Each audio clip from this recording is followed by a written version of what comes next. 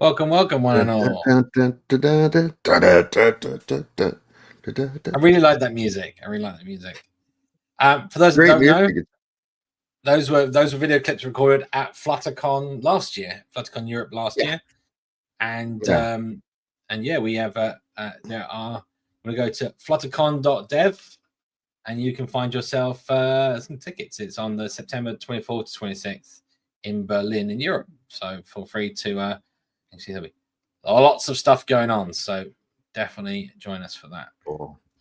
All right, I'll pop that. I won't be there. I won't be there. That's a long flight.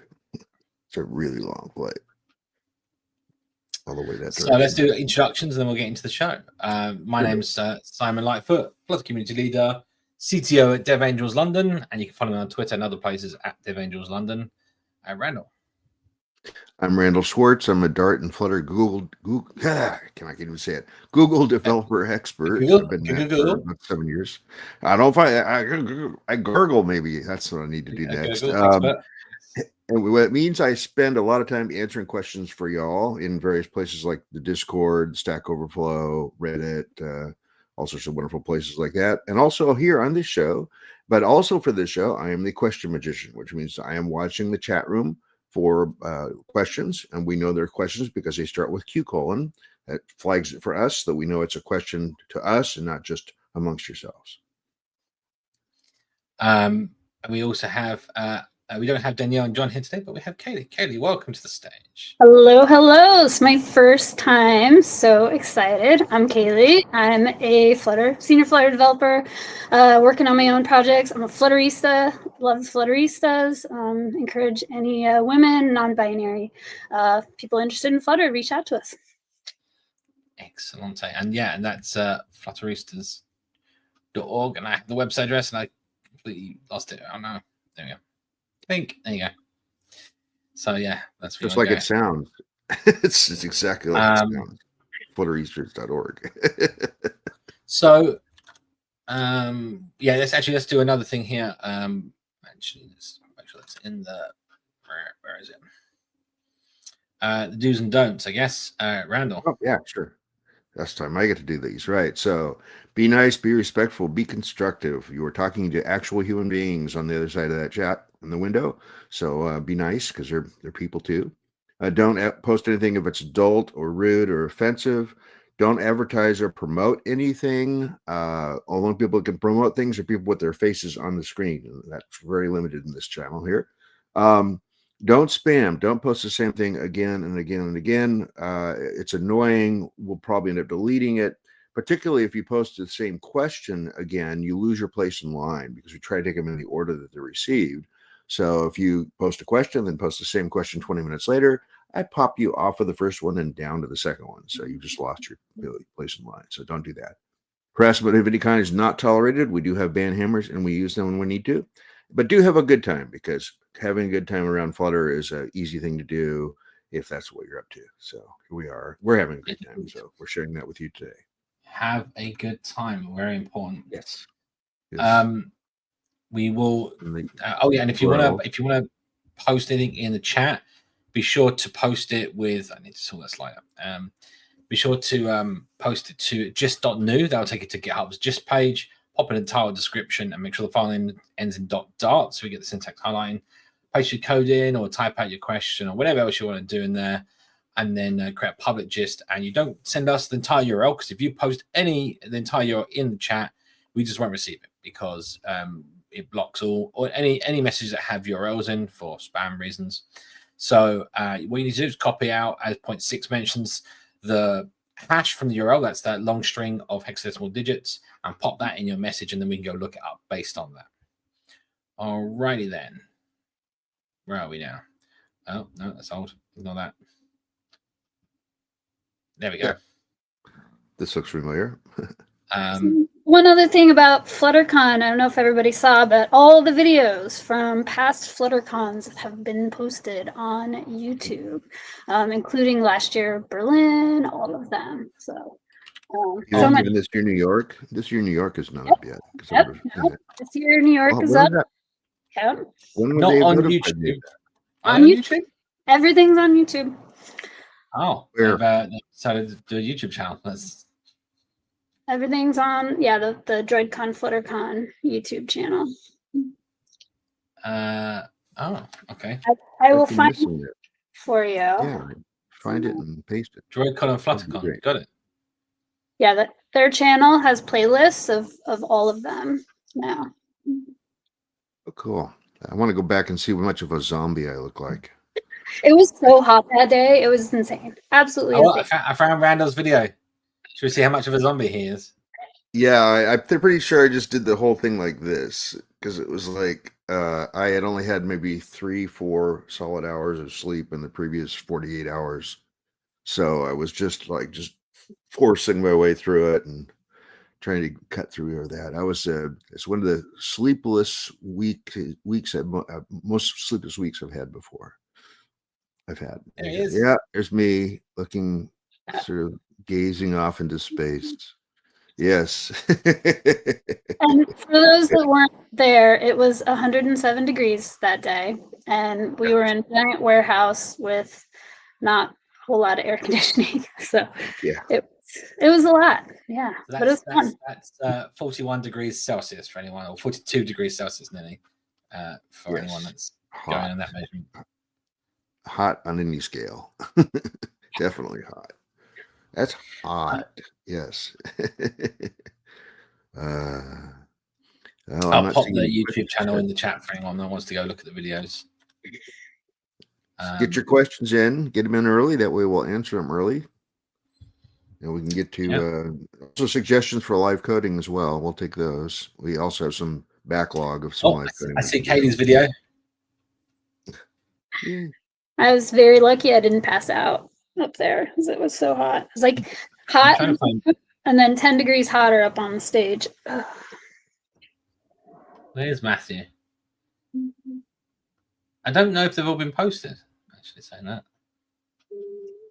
I think they're still being. I still think they're being. Maybe they're still being processed. Yeah, I mean, one was posted 2 hours ago, so they're still going up. Ah, I didn't think they'd all finished. No, I thought we would have. I thought as a speaker, I would have gotten a note once my video was up. they made an announcement on Blue Sky. I think that's how I found out and how I When found was out that today? that all of them had been posted. Was that today? No, that was last week. Okay, interesting, because there's still ones posted today, so maybe there's other stuff going on. Oh, I see Matt in the thing yet. Do you know what's really cool about Matt's one? Is he's got all this interactive machine stuff he's doing as well. Real IoT stuff. Raspberry Pi and all the rest of it. Is there a playlist for it? That'd be really helpful. Oh, there is. FlutterCon USA 2025.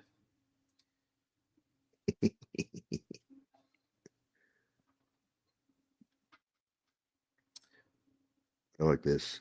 I'm number 42. Good coincidence. Perfect man. one. The perfect number, right? Holy coincidence, Batman.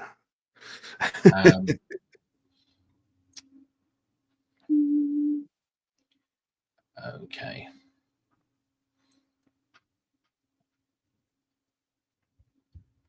Okay. We have one question. 2 questions, actually. Start them off. Why not? I'm just trying to get Why not? links in the I chat. have a stack with Google Maps and a bottom sheet. It lagged due to high rasterization. After disabling impeller, it runs smoothly. Why is that? The interviews are still being posted. Sorry, that's why. I've just found out. Okay. There'll be some interviews with various people, including myself, apparently. Danielle also was interviewed, I think. Right. You have a stack with Google Maps and a bottom sheet. It lagged due to high rasterization. After the same impeller, it runs smoothly. Why is that?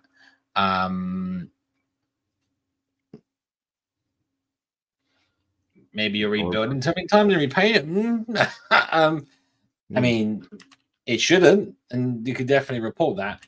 I don't think Google Maps has the different rasterization support now. You mentioned that, but I'm going to check because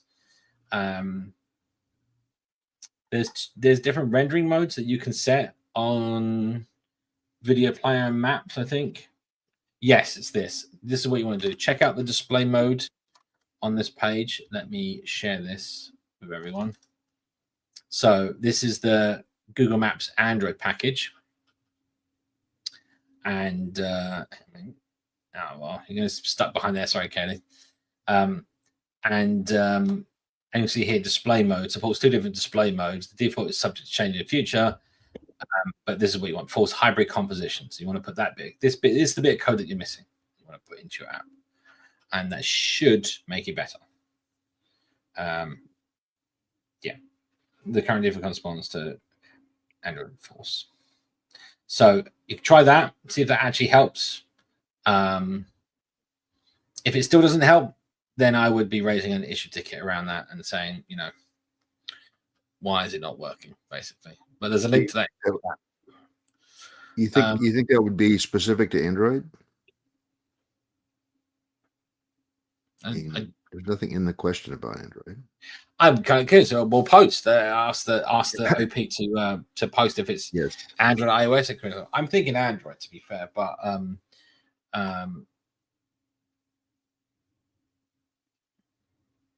the thing is, I don't know what you're doing when you're. There's literally no reason why having Google Maps in your bottom sheet would not do it, unless you've got you're doing some sort of weird cachy behavior, or something. I don't know, some other weird sort of behavior. Maybe you're rebuilding Google Maps every time it rebuilds, for all I know. And is maybe more visible with Impeller, right? But Impeller itself shouldn't have. I mean, the way that Google Maps renders to a texture shouldn't be any different for Impeller. I also would say, are you having this thing in debug mode? You need to be looking at your app in release mode for these kind of things, right? Because the performance will degrade, and it could possibly be worse in Impeller in debug mode, right? That's not how you test your app. You test your app in the release build or profile when you want to check those things. Yeah. Feel free to jump in, Katie, if you want to just answer anything or give comment. Well, if I have one, I honestly can't. I know much about that one. On to the next one. Yeah. When we create a Flutter module and export as an XC framework, that's Mac, right? Or Apple. The Flutter framework file size is around 220 megabytes. Will this increase the iOS app size? Well, it will increase iOS app size, but not by 220 megabytes. So a framework file contains all your debug symbols. It contains multiple versions of the Flutter libflutter.so file. That's the Flutter runtime for different versions like x86, iOS, and so on. Even your APK, even your IPA file size will increase, but that's not how much is downloaded to the user's device. Yeah. So yes, it will increase, but by how much is very dependent on the situation. Obviously, it increases because you're adding more stuff to your app, right? But it doesn't. But not by a huge. It shouldn't be by a huge amount. Sadly, iOS is one of these things that I've been finding recently. Just it seems to have some really weird things around its file size stuff. Like it does increase very quickly, surprisingly, when adding lots of plugins and various things. I wanted to investigate this more, but I haven't had time recently. But yeah, it will increase, but it won't be by the same file size as the framework. The framework is a package. If you right-click on the framework file, you can do show contents. I think it is on Mac, and then you can see that it's built up of a bunch of different optional files. I'll shut up. Okay. Moving on. How would you advise devs that are new to shaders to learn? By studying. Oh, that's a good question. Yeah. I mean, okay, so it's a good question, actually. So, I mean, I don't know of any particular resources that I can point you at. I mean, for me, it was a natural progression, so I haven't really had to go read up about them or learn about anything specific apart from syntax. There is some great. I'm trying to remember this guy. There's a great YouTuber. Let me see if I can find it.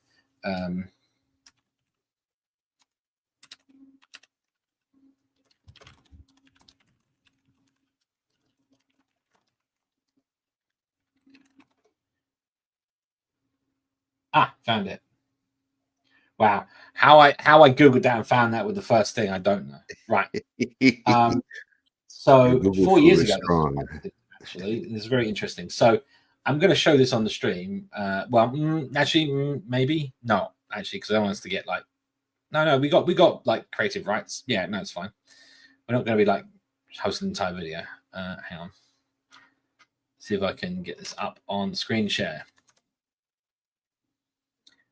So there's two here actually. So give me 1 second so I can get this worked out. 1 second.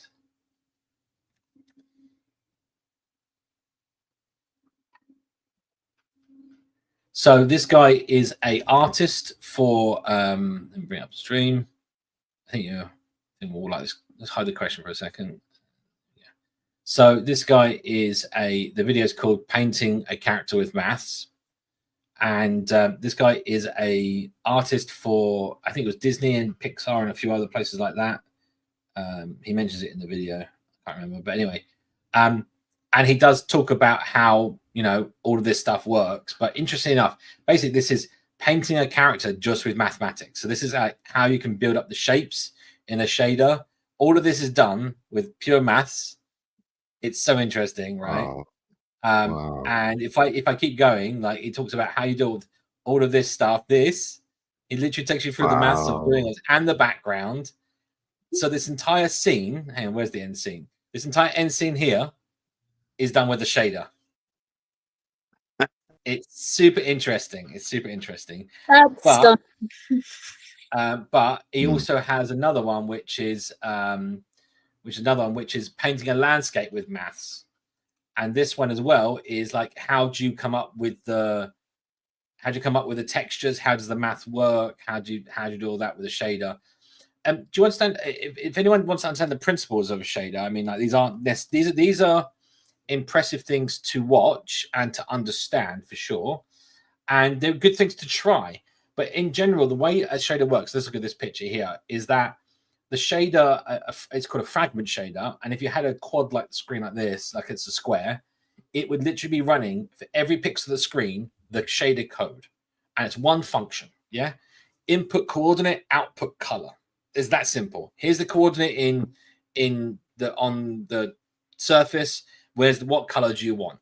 And based on that input coordinate, you can work out where, based on projection, where in the scene it is and what color it should be. And that's essentially what a shader does, a fragment shader.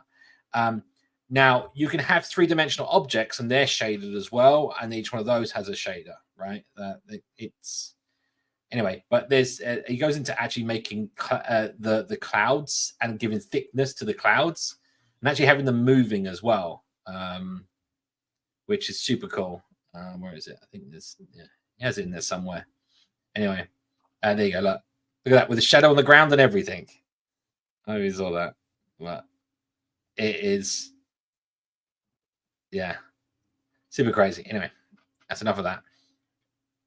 Links are in the chat. Now I'm going to be distracted for this afternoon. I'm not joking. They're videos that you can just watch, and they have so much interesting value. Anyway, so yeah, in short, I mean, you maybe go read up about how 3D graphics card work in general. Maybe that's something that you want to look into, to where shaders come into it.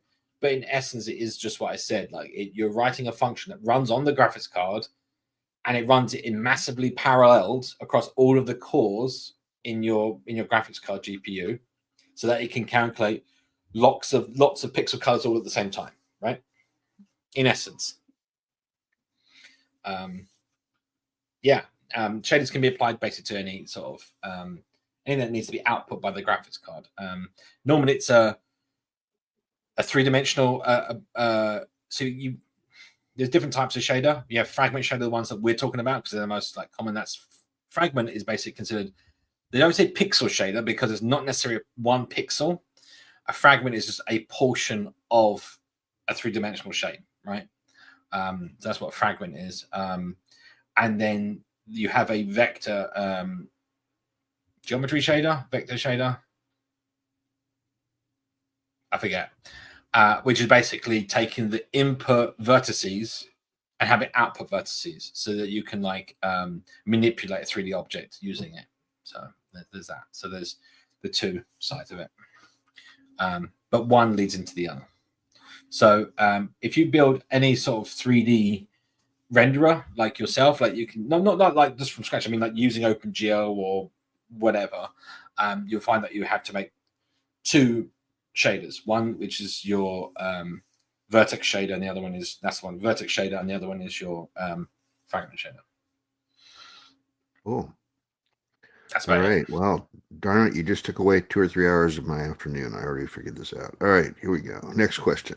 I could take this question if you want, Simon. You don't have to answer all of them. I've seen a document in Google that Flutter is moving away from Material and Cupertino. Is that real? If yes, what's the alternative? Not moving away. What? What they're doing is they're layering it out as a package. And what that'll mean is that it can version on its own cycle rather than having it to be tied to a Flutter release cycle. And that'll be really advantageous. It'll also force them to rethink what's in common between the Material and the Cupertino packages and move that into a core. So the Flutter core will be smaller. By default, though, the Material package and the Cupertino package will be included if necessary. So your experience of doing a Flutter create's all going to be the same. It's just going to have an additional 1 or 2 packages listed in it in the pub spec to make it all transparent, so your old code will still keep working. So yeah, no, this is a good thing. It's a very good thing that they're doing this, because it'll also mean that if I really like the look of Material 3, I can lock in on Material 3 and not have to worry about Material 4 when it comes along. Or Material 3, the new one, whatever it's called, Material 3 something. Material 3. Progressive. Yeah, right. So yeah, so this is a good thing. It's not a retreat.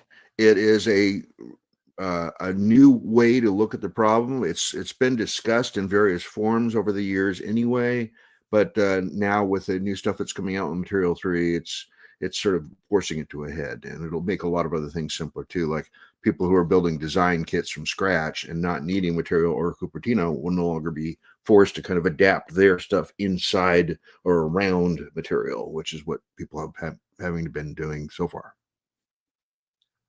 Anything else, Simon? No, I think you said it all. Okay, good. Yay. I answered a question finally. Yay. Simon can't have them all. I'm going to add, if anyone hasn't heard of this YouTuber, he's called Sebastian Lake, or League, depending on how you pronounce it. He does lots of like really good videos around coding various things that he's doing, but he does a really good journeys about how he does it. He calls them coding adventures. And his latest one is building a software rasterizer for a 3D basically. So how does 3D get rendered in your graphics card? And he builds his own one from scratch and shows you the journey along the way of doing it. But he has a lot of other really cool videos on coding adventures, like rendering fluids, building planetary fluid simulations, building his own chess simulator, building his own ray tracer, like tons of like really cool stuff. Creating his own neural network from scratch. Like, yeah, there's like, and it walks you through it. It's very interesting. So I'd highly recommend his videos as well. The first time I saw a ray tracer written in PostScript, so you could feed a 3D view down into your laser printer, and it would actually rasterize it and render it on the laser printer. That was pretty cool.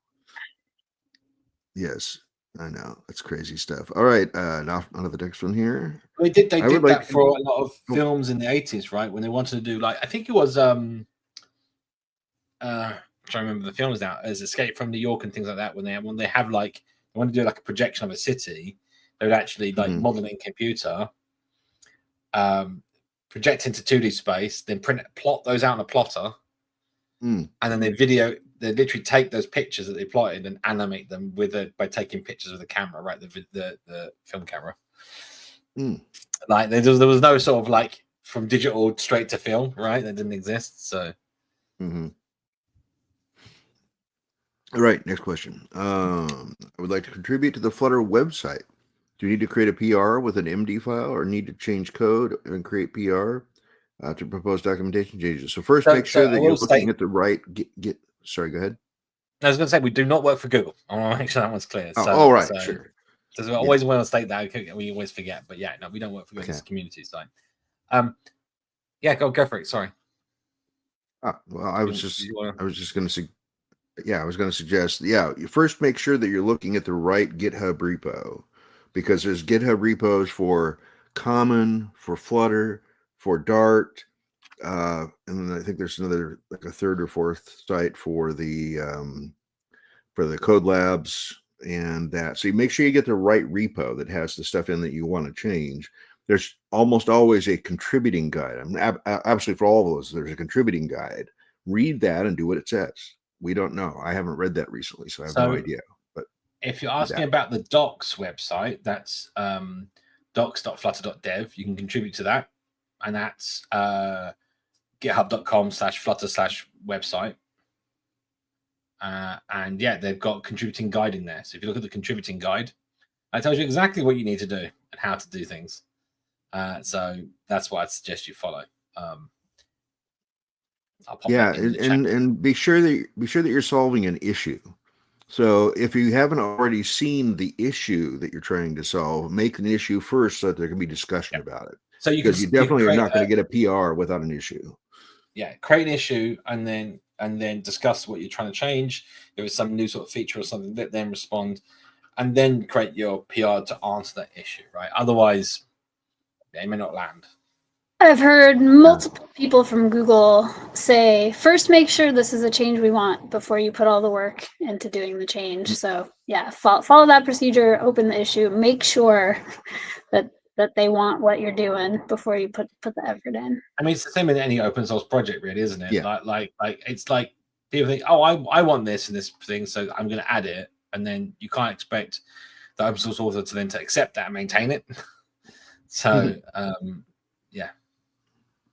yeah, issues are a great place to kind of figure out, and I've said this for contributing to any open source project, as you just said, Simon, that you first make sure what the status as an issue is first, so that the stakeholders can actually have a say in what's going on. Yeah, definitely. Let's see here. Push a couple more buttons, Randall. Let's try this. Hey, I was using the vibration package for haptic feedback for differentiating left and right, but I couldn't make any good pattern. Any suggestions? Left and right.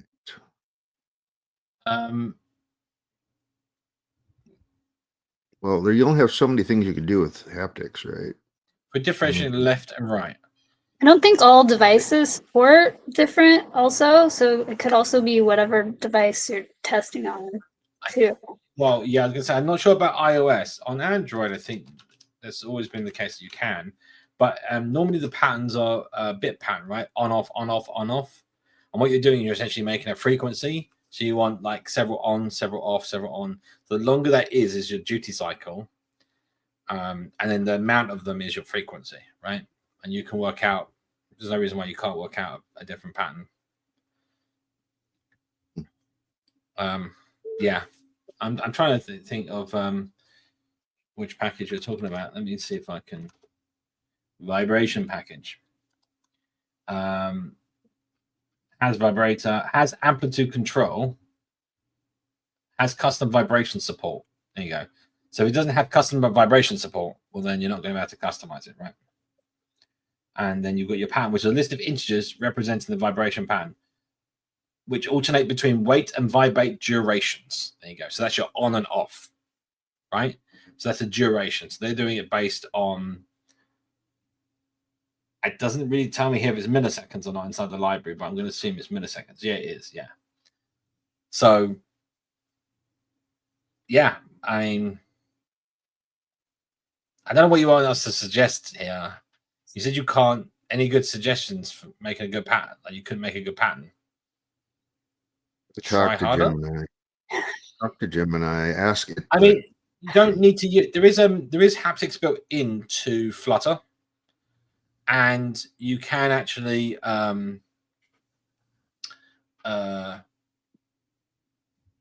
there is a couple of presets, so you could choose one of the presets for left and one of the presets for right. Maybe that helps. It's called haptic feedback, actually, saying that on the API. It's been a while. Let me have a look. Haptic feedback class, yep. Oh, and Matt has a comment on what we did earlier. So the book of shaders. There you go. Yes. Wonderful. Good point. I still have not found anything better than those videos I posted when it comes to like cool to shader stuff, but someone taking you through it. Because shaded, there's a website, by the way, my popular website called shadertoy.com, and it's nice. And you see the final shaders, and you can look through the code, and sometimes they're commented, sometimes they're not. But it doesn't really talk you through how they came up with this result. And you know what, and that guy does take you through it, and he's an expert in the industry. So yeah, no better source than that.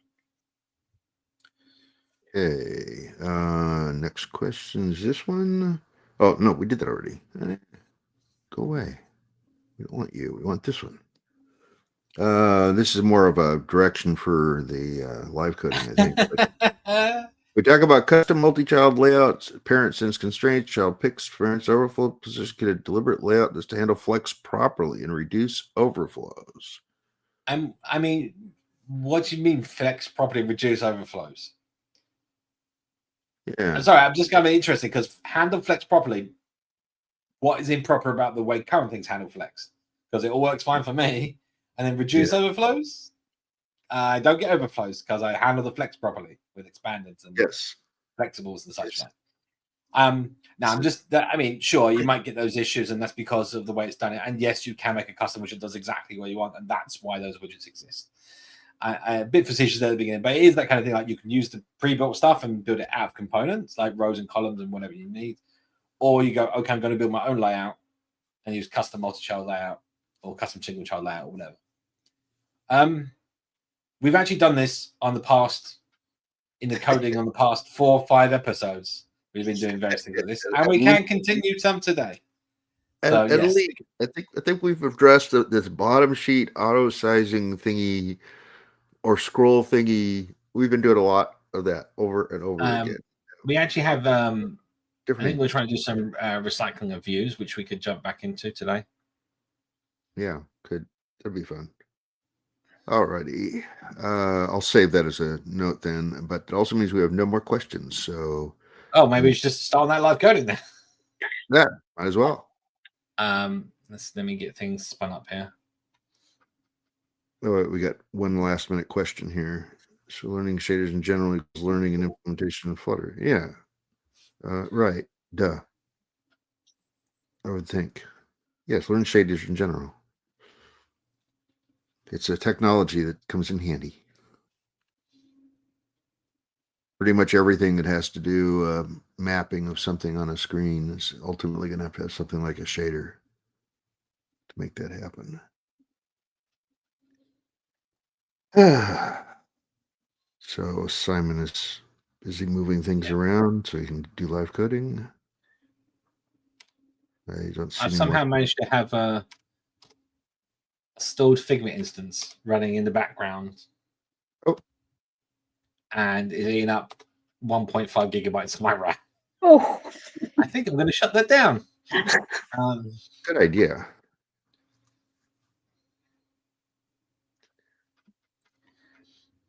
$1.21 gigabytes. Gigawatts. 21 gigawatts. If anyone doesn't understand that reference, it's Back to the Future, and you need to be watching that. If you don't get that reference, you're too young. No, it's not that. I think it's literally is that it's like it's one of those required films. Everyone has to have watched it. Sure, everyone, mandatory. You cannot call yourself and have an interest in films without having watched that film. Yes, classic series. People are. I say that film actually saying that because it's so good that each film literally feels like a continuation of the last. Like it feels like if you can watch them back to back as if it's one film. Mm-hmm. And I've been to a marathon that did that, so that was fun. All 3 films. There's actually a cinema here in London where they do reruns of like old films and all sorts. They do like B-movie Monster Night, and I'll just have loads of B-movies and all sorts. It's called the Prince Charles Theatre. I think it's Prince Charles Cinema. And they actually they did that Back to the Future one where they had all the Back to the Future stuff back to back. Really cool. Anyway, we do have a couple more questions if you want to keep taking questions. Go for it. Just came in. I'm just getting set up. Sorry. Ready? What Dart feature do you wish more Flutter developers understood deeply? Overflow. It's not a Dart feature, though. That's a Flutter feature. Dart features or Flutter features? Yeah.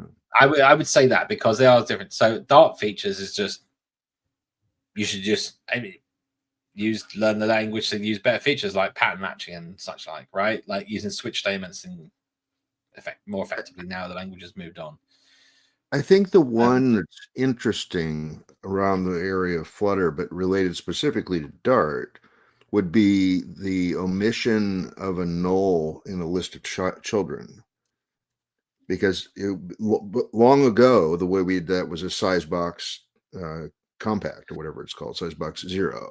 Now you can say just completely leave the element entirely out, and there's a couple of quick ways to do that. You can either have an inline if, so if it's null, do this, else do that, or you can also use the new, just introduced in the latest Dart, I think it was, the sort of dropout optional element from lists with the question mark notation. Are you familiar with that, Simon? It's in Dart 3.8 or whatever the latest Dart is. No, I haven't used that yet.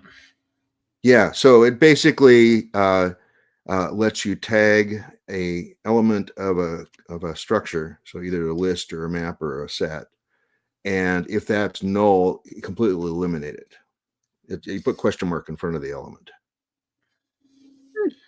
Dart 3.8 or 3.7, one of the new ones. Do we know?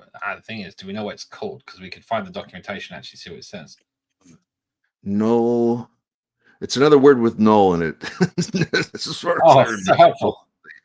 Null aware omission. Null aware literal list construct omitter.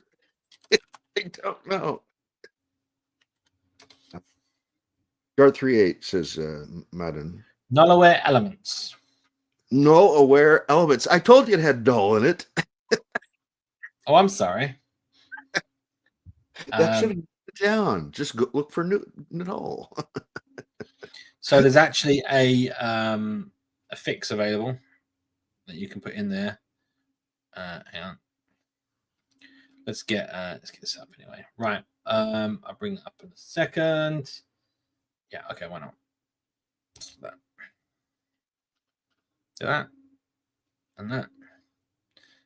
Yeah. So null aware elements.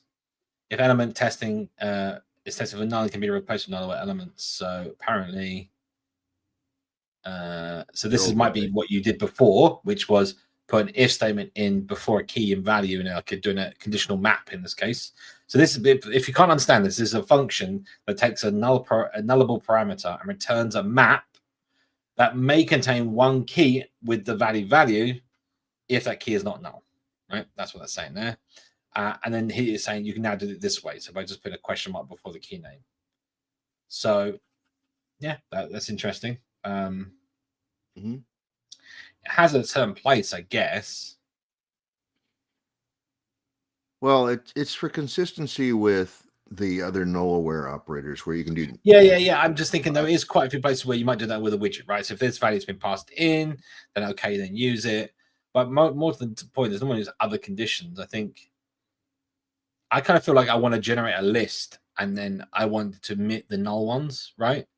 A very common thing that I do is if you have like you want to map process something, like go iterate through something, and maybe on a condition inside that only admit a conditional item. So you because the map function has to return a value, you return null for the items that you don't want to include, and then the new value for the one you do, which now gives you a list of nullable elements. Now you want to remove the nulls and then set the type. So then you have to do like a where type is this and not null. But then if they're different types, then you've got a problem, and then you have to do like some other stuff. So I feel like there's probably somewhere around that. But it's talked about apparently in here, null-aware elements. They talk about it in here in language 3.8. So I'll pop that in the chat if anyone wants to kind of read up about it. But yeah, it just says expression. So I'm guessing it's n. Oh, look. Oh, okay. So look, you can put it on the value as well. There you go. Let me get that up. Oh. So it's saying you can put it on the key for key as null-aware, and you can do value null-aware. Okay. And then you can do. Oh, you can combine those. Key and value. Okay, so that's kind of nice. But again, how does it? You can't do that kind of iterative thing. This is very much a. I can't see how you would make that work with a map, for example. I was just saying, right, to omit the item if it's null. So yeah, it's showing that you skip the absent values. I mean, you get the null for the one that's not got the null-aware element prefix, and what the outputs would be in those situations. The spread operator is another one that's not used enough for a lot of people. So that's pretty cool. Mm-hmm. Null-aware spread. Yep. But allows the collection to be null, and then inserts nothing if it is. See, I want this, but I want it to just ignore null elements of the, the list. I just don't have that.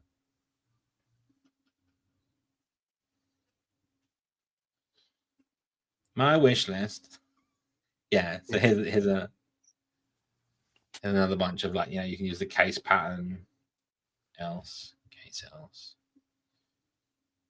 It might be worth like quite a few people. I mean, if you haven't looked at this for a while, go through the Dart language tour and read through these, and you might get something. Go, oh, actually, that solves my little problem and whatever I'm trying to do, right?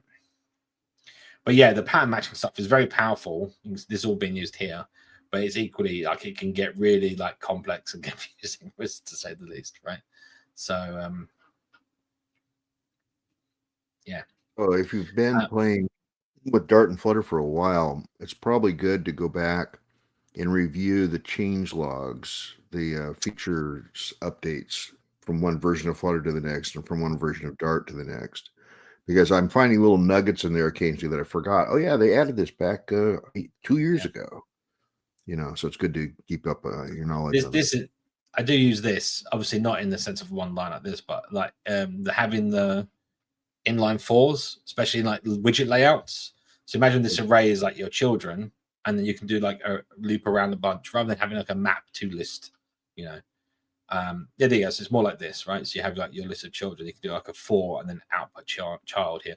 And I like this. Like this is saying you can do nested, so you can have a for if and then output your widget, right? So wow, there you go. That's some nesting for you. That's complex. That's cool. The right way to do nesting. Yeah, it's good. Questionably.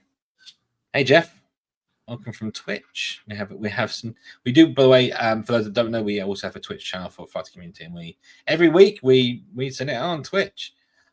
This is he's asking, is this Python? No, this is Dart. Dart is a language used by Flutter apps. It's very similar to it's kind of a mix between like C#, JavaScript, Java. It's a middle language. It's very easy to pick up. It is not Flutter apps is a thing. Yeah, you can build apps in Flutter. That's what Flutter's for. So actually, we're going to build some stuff now. So this is what we're going to do. We're going to do some live coding. Why not? So Still we want to do some complex stuff, actually. Where did we leave this before? I'm trying to remember. This clipping inset. This was it, right? This was what we were doing before. And then last week we did form input. So all right, so we get back to so we were trying to do a custom. Okay, so I need to find that link. Where's that link? So there's a post that I can never say Adios. I can never say his name right. It just when I look at it, it reads a different way to actually how it's pronounced. I'm terrible. Right. So this here is a example is basically what you can see here. It's curious how you might implement a canvas with child widgets position, absolute coordinates and sizes. I'm struggling to find a clean model based on vicinity, which is a mechanism that's in the two-dimensional scroll views. Can you share about this live coding? Not sure what you're asking. All of the code that we code on here is always published every week straight away as the show goes through to my gists. So I will get that up here just a bit.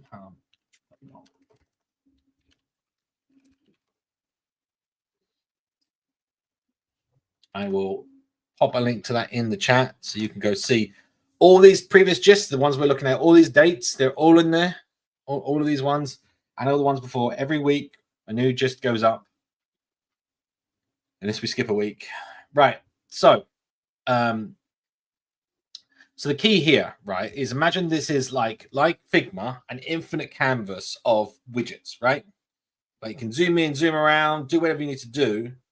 But the problem with those kind of notions is that you don't want to load all this data that might be off the screen. You don't want to have to render it all when it's on the screen.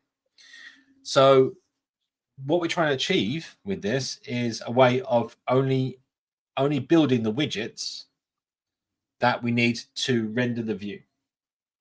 Is what it comes down to it. So give me 1 second here.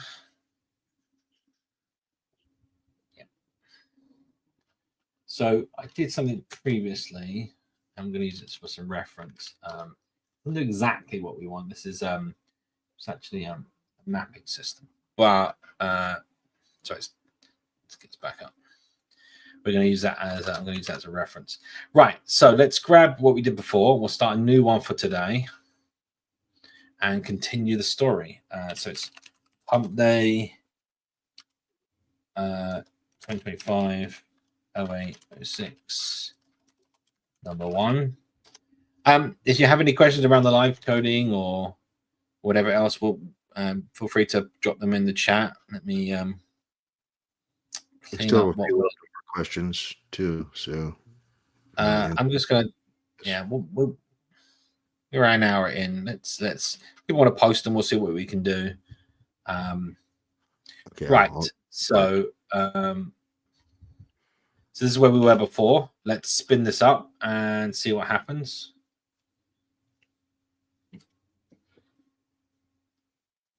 Oh, not Windows. Well, no, we could do Windows, I guess. Let's see what happens.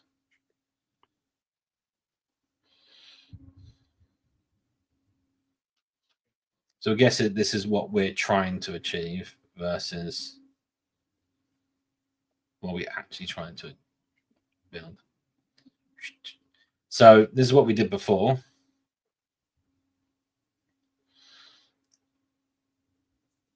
So I'm just going to try and position some things a bit nicer on the screen here so everyone can see them. Bear with me. There we go. So this is what we did before. Now, what we did last week was implement a debug testing thing. So inside of the Flutter inspector, when you run that inside your code, there's a hidden tag, and it's called debug. I'll go down here. Hang on a minute. It's debug size view or something. Debug paint size enabled. It's a global boolean that's inside every Flutter app, And what happens is when you toggle the button in here, it toggles that boolean, and it also tells it to repaint. So by us putting a conditional paint in here, this border, which is our debug border, doesn't get painted until we turn on the flag. So we turn that on, and now we get this extra border, magical pink border, which is what we're painting here. And the rest of it is all by, you know, those widgets, right? And if we turn that off, away it goes. So this is a nice way of you including, if you're trying to like debug your own custom layouts, do your own guides, use this flag to do that.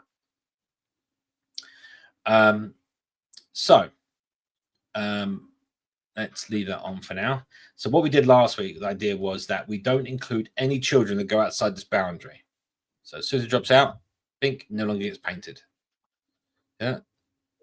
So this way, this is an optimization, right? Obviously, we wouldn't have this 50 border. It would be 0, right? The idea here is, though, is this that it helps us debug it and simulate it so we can see what happens when any one of the widgets leaves the boundary. In fact, all of them there, they're all no longer rendered, right? So visually, when you're looking at what's inside the pink square, you would never know that that widget wasn't being rendered. It just looked like it went off the screen. So that's all this code does here. Really simple code. We work out our viewport. That's the area that we're rendering within. We work out the child of the rectangle of the child, and if it overlaps within the viewport, then we keep it in our visible children list, and then we go through that list of visible children and paint them on the screen, and at the end we paint our border. Simple enough, not a big deal, right? What we actually need to do though is at the moment, okay, so child 4 over here, when I move that over, that child 4 widget still exists as a render object. It still exists as an element. It still exists. All the child widgets of that thing, like the text and whatever other complex widgets you put in there, still exist and are still made. They're just not painted on the screen. So although this simulates what we're trying to achieve, what we actually want to achieve is the same result. However, we don't want the widgets to exist at all. We only want them to exist when they're required to be on the screen. So we started looking into, I think it was a week before last, we started diving into the deep workings of all of this. And I think we kind of went down a bit of a rabbit hole there. We're going to try and not go so deep and actually get somewhere productive. So go down a different rabbit hole, at least. A different rabbit hole, indeed, yes. So let's see how we go. This code is on the gist. So I think you'll find it under, I can't remember what it was now. It was a couple of weeks ago. You'll find it on there. So I'm going to briefly walk through the code so everyone knows what's going on, and then we will, we'll crack on. And I think there's a to-do list in here somewhere, or if not, we'll create one. So, okay, so we called this concept a stack canvas. I know, it's just a name. And we have a controller that we use to keep the state of that. So, and to control it, funny enough. So when we create our app, when it starts up, we create a controller and dispose of it appropriately. This is how to do this. We'll come back to that in a minute. And then in our app, it's a material app with a material with our stack canvas. And crucially, the idea here is that here, each of our stack canvas takes a series of stack item widgets, and each one of those has a rectangle and a builder function. So the idea is that we only want to run the builder function, right, to build a widget when this rectangle overlaps with the viewport on the screen, right? So there's that. Now we could also take this one step further, and actually the stack items themselves, we could do a builder on stack canvas and only return the stack items that overlap the viewport. So that's another way of dealing with that, right? Either way you look at it, it's still something that needs to be done. So, okay. And then we have our demo item, which is just a little colored background with round corners in the text. So our stack item is, funny enough, a positioned dot from rect, and we steal the fact that what position dot rect from actually does is all it does is a parent data widget, which means it just sets the stack parent data, and we're inheriting that. So we're just stealing the fact that this does it for us. We can customize this and do something custom there if we want to, but it does what we need it to do right now. Here's our controller, which just hosts the origin. There it is. So this keeps track of where the origin of the viewport is for our movement. So our stack canvas itself, we have a gesture detector, which updates that origin as it gets moved around. And then our stack canvas layout, which lays out the provided children. And this is a multi-child render object widget. So this is going one step further than a custom multi-child layout. This is like the full shebang. And trust me, we're going to go deep. Okay. So, all right. But not so, a rabbit hole. Sorry, yeah, we're not too far. But what I'm trying to say is this goes deep inside the framework internals. Hopefully, you'll learn a lot, or you'll learn something you can go read up on. Right? Yes. There is lots of documentation of all these classes. So if you're not sure about something, go look at api.flutter.dev. Go read up on the class, what it does. All right. So, a widget provides configuration to an element, and that element. See you, Matthew. Come back. You'll probably still be continuing before you come back, before you finish. Yeah. All right, anyway. So here we go. So in this case, this actually produces for this widget let's go down, a multi-child render object element. And this magical element is what keeps track of the children, the child elements. So this is the glue that glues the configuration, which is the widgets, to the render objects, which is what you see on the screen, right? This is how Flutter works on the internals. We want to customize this behavior effectively, right? So that we only insert the children that we need for the screen. That's essentially what it comes down to. So we're going to go deep on this one. I have warned you. Right. And then our render object still remains. So this is the render object. And this just says for each of my children, I want to render it on the screen. Right. So it takes a look at the controller, watches the controller for the origin change. And when the origin changes, it marks the widget needs to be repainted right now. And not really relayed out or anything like that. Just it needs painting. And then the most of this is just like laying out based on the positions it's given us, default hit testing, and then the painting. So not a terrible lot going on here at the moment. However, it is going to get a bit more complicated than this. So we walked through this and did this in 2 weeks ago and the week before that, I think. So if you want to know how we did this and me walking through doing it, go ahead and watch those episodes, or at least the coding section of those episodes. Okay, you'll find them here on the very channel. Subscribe. Right here. Go get at least one subscribing, right? I wonder if YouTube was to count do the text to speech, the audio to text conversions that it does for all the videos that are uploaded, and it was to count how many times the word subscribe is mentioned every day. I wonder what that would be. What?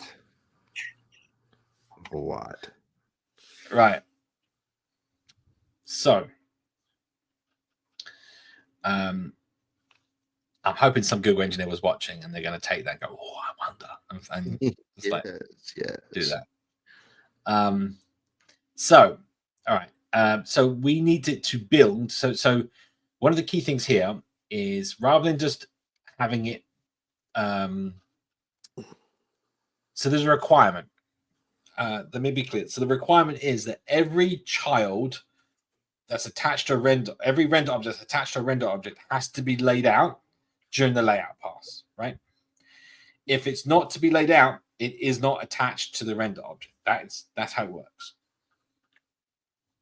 So it doesn't have to have children. It doesn't have to have a number of children. You can make that choice, but that's the requirement.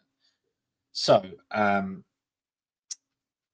at the moment, when we move around, we're just repainting. So what we're going to do, first of all, is tell it to Mark needs layout.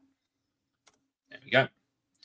Now it's going to lay out the widget. So that means perform layout is going to be called when you move the widget around. And the problem here is this just already has the children attached to it. So this is going to loop around the children and just position them, right? So what we ideally want to do is work out what children in here overlap the viewport, and then only include those. However, they're still attached to the widget. So children as a list is literally doing that. It's going through the siblings that are attached to this widget and to this render object and returning them. So we need to do build. It's called build during layout, right? That's basically running a build function and getting the configuration elements added to our widget, to our tree during layout, right? So it's the widget that does that, and those that don't know, it's called Layout Builder, right? So Layout Builder is a complicated beast. It shares some code with Sliver Layout Builder as well. We went through this week before last. I can't remember what it was. So we're going to have to. There's a lot of abstractions in here, and I don't want to go into too deep, but we are going to have to find a few things in here. So I guess we're going to go digging around, and we're going to find what we're looking for. If I can.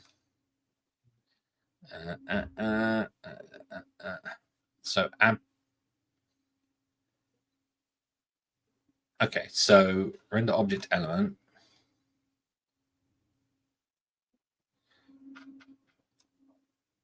It's the mix. I think it was this mix. Here, render. So this is the mix that I was looking for. So render object with render object with layout callback mixin. It's a wonderful name. So let's talk about what this is doing, right? So a mixin for managing render objects with a layout callback, which will be invoked during this render object's layout process if scheduled using schedule layout callback. A layout callback is typically a callback that mutates the render object's render subtree during the render object's layout process. When its ancestor render object chooses to skip the layout, then this render object in its perform layout implementation for performance reasons, blah, blah, blah, blah, blah, blah. Anyway, so yeah. Subclasses must not invoke the callback directly, instead call run layout callback in the perform layout implementation, right? Exactly what this is exactly what we need to do. And we have an example of this as layout builder, right? We just need to kind of work around understanding it through its layers of I was going to say abstraction, but that's not the right word. Layers of abstraction. Anyway, right. So needs to rebuild. So here's a layout callback visible for overriding. The layout callback would be invoked during perform layout. This method should not be invoked directly, instead called run layout callback. So I guess this is just nice sort of this on the render object. This is like a little callback that we can have, so that when layout is invoked, then we know that it's been invoked or some other reason, right? So it allows us to hop in there. Run layout callback is how we actually I guess call that. So they invoke layout callback, and then we've got schedule layout callback. So it informs of how we want to load that the callback has been updated and must be invoked again when this render object is ready to layout. And it adds a bunch of stuff. So doesn't look too. I'm going to say it now, but no, this doesn't invoke. It doesn't look too bad. Invoke layout callback is the magical thing. So this is actually calling the callback on the render tree on the owner. So this is part on the pipeline owner. This is the pipeline is the build layout paint, right? That happens for Flutter. So this is a render object class, I believe. Right. So let's go back. Okay, so we know that we need this mix in. So let's grab that. I'm going to go back in and chuck that on our render object. More mix-ins. More. Great missing thing. So there's our layout callback. Take it up here, pop it there. So this is going to be the callback that happens during build, right? All right. And then we need to know when to invoke it. And we're going to invoke the fact that layout needs to be the build needs to be called again when our origin changes, right? So where is it?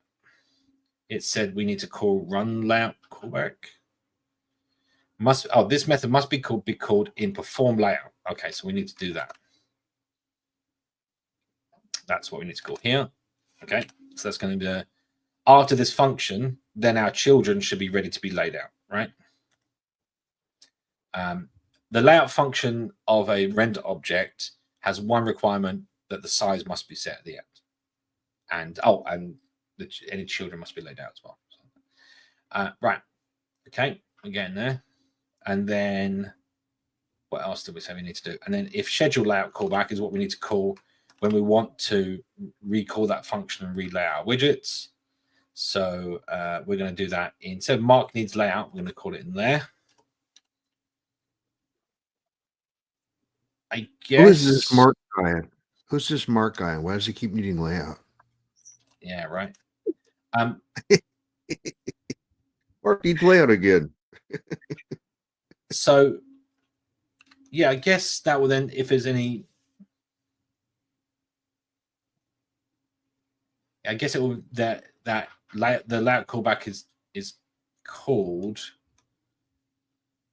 because this widget, Mark needs layout. Yeah, that's what I was expecting. Mark needs layout. So what this is doing, okay, let's be clear. So what this is doing is schedule layout callback is basically saying, okay, add this render object to the dirty list, and then say it needs to be laid out, and then that way we're forcing the fact that perform layout has to be run, no matter what.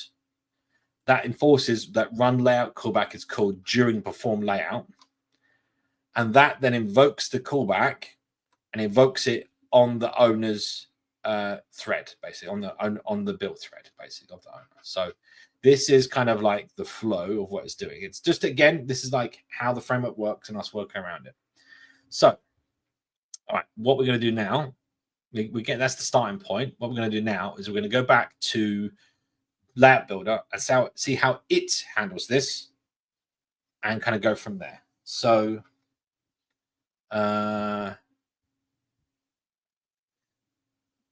okay, so yeah, they have this thing. Let's go to Layout Builder itself. Can I?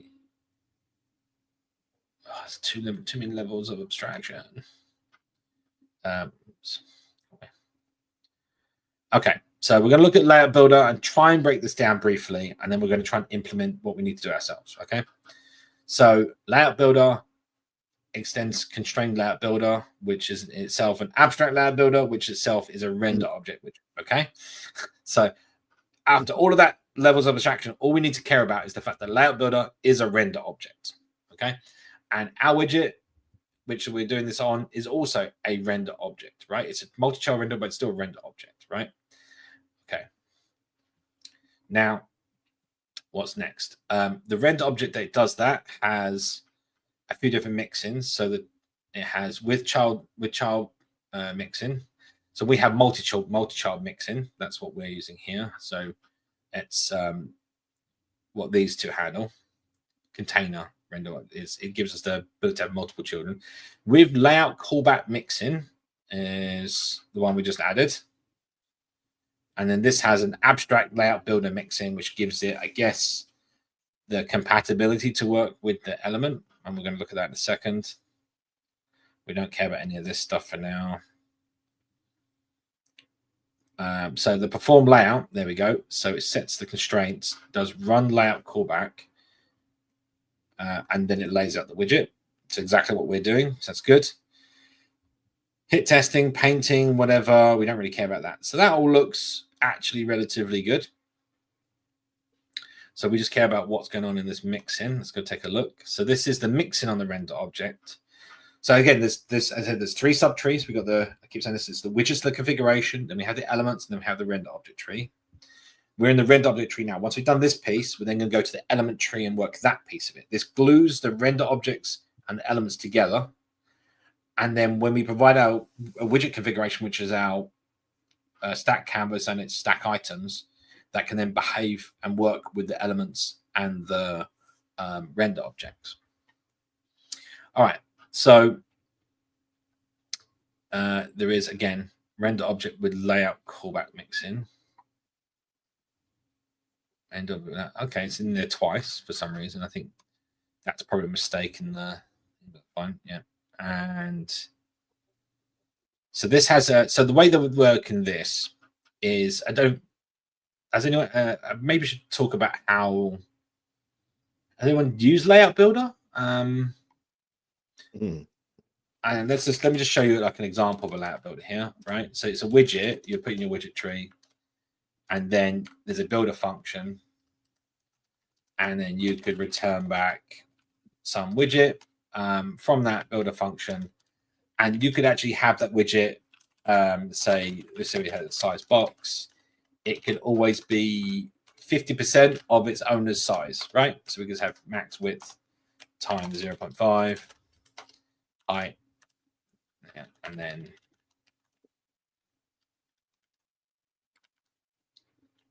we'll something like that. So there's an example of making, I mean, we'd have this colored, maybe this would probably be better as a colored box. I wouldn't suggest you do this, by the way. This is just me giving you like an example, right? So this layout builder would always make its widgets take up 50% of the width and height of its parent, however big it is on the screen, and then make a red box and center the word text inside, test inside it, right? But this, the idea here is that you can have your children depend on the size of the parent, right?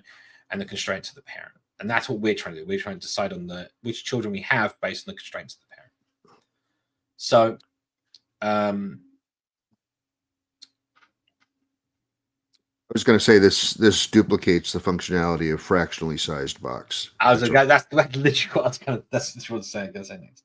So wait. I know this. I know the trick. Yeah. So there's reasons why you want to do this and reasons why you don't want to do this. Fraction size box would definitely be more optimal than this, right? But anyway, this would be I give an example where you want layout builder. You would want layout builder when you want to change what widgets you have on the screen based on the size of the parent. That's really the main use case for it, right? Alrighty then. So this means this is builder function. This is the callback. This is the layout callback for layout builder. Okay, so what we're going to do is now going to look at that. So here you can see here's the layout callback, and it gets the parameter has its constraints. See that? If I go into that, it declares this function that we just saw, a function that takes constraints and, well, that's interesting. They've got another layer here. It takes constraints. That's what they've got. So this actually is not that same callback. Sorry, I'm wrong. This is the one that's part of the element tree. So we'll get there in a second. And in this case, update callback calls schedule layout callback when it takes place, so that it calls again. And here you go. The layout callback function runs that function. So this is the function that's run during build, and it runs that one. Okay. So I think what they're doing is they're using this to bind the element for layout builder to the render object. So let's go look at what that is. So constraint layout builder, abstract one. Sorry, it's a few different layers here. Layout builder element is what I'm actually looking for, but where is it being included? Probably this one. Yeah, layout builder element. Okay. Oh my goodness me. Oh, update should rebuild set to true all the time. Interesting. Let's steal that. I'm not sure we need that, but I'm going to steal it anyway. All right. So we're going to need a. I know we can just drop that in our class here. It should work.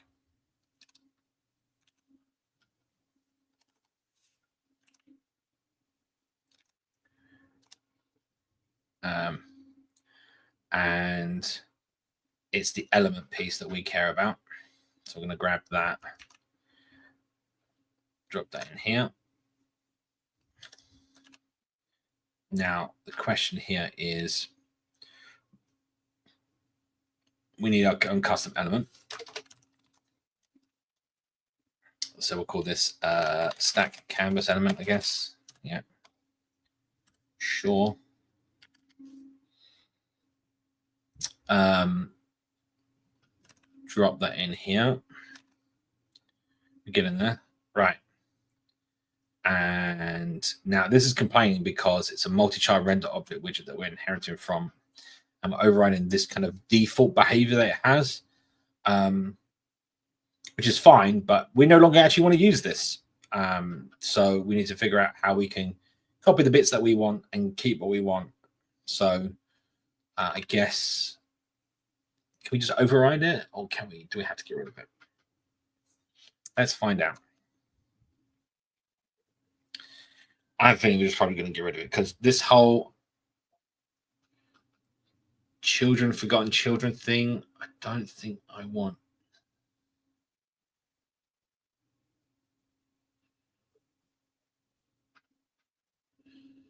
Yeah. All right. So this is, let's make a copy of this and I'll walk you through what it does as the element. And then we're going to like change this to match what we want.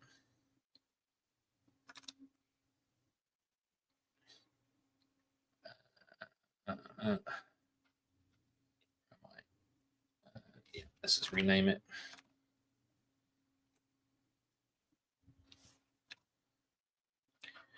We're going to get rid of that. Ugh, there's so many like abstract types.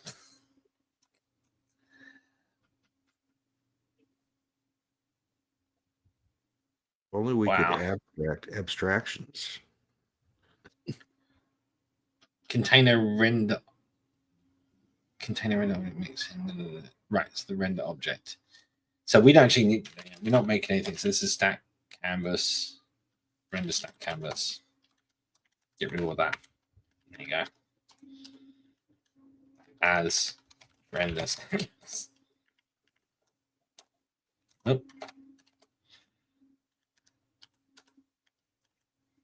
By the way, there is actually if you go look up I think it's element, or it might be render object element. Actually, it has like a little instructions as to, I think it's this one here. Yeah, this is the one. So render object element, and it walks you through what you need to do to build an element and the different steps you need to do. It's all in here, right? So we're kind of like going through these ourselves. This specialize in the getters is the bit that we're doing right now, which is to essentially override them to use your types. So in this case, this is saying it's a render stack canvas because that's what our render object for this is going to be. And then in this case, widget, they've got as a multi-child, only accepts a multi-child render object. We don't accept that. We only accept a stack canvas layout as this widget, right? And then on top of that, our widget getter, which is in here. Where is it here? There it's here. We need to override this to return our widget type. So we go back to where we were. That's the same as doing what we had in here, which is override get widget. So that's specializing the, there we go. That's specializing the two functions of the element which joins the render object to the widget and keeps the types, right? That's the bit we care about.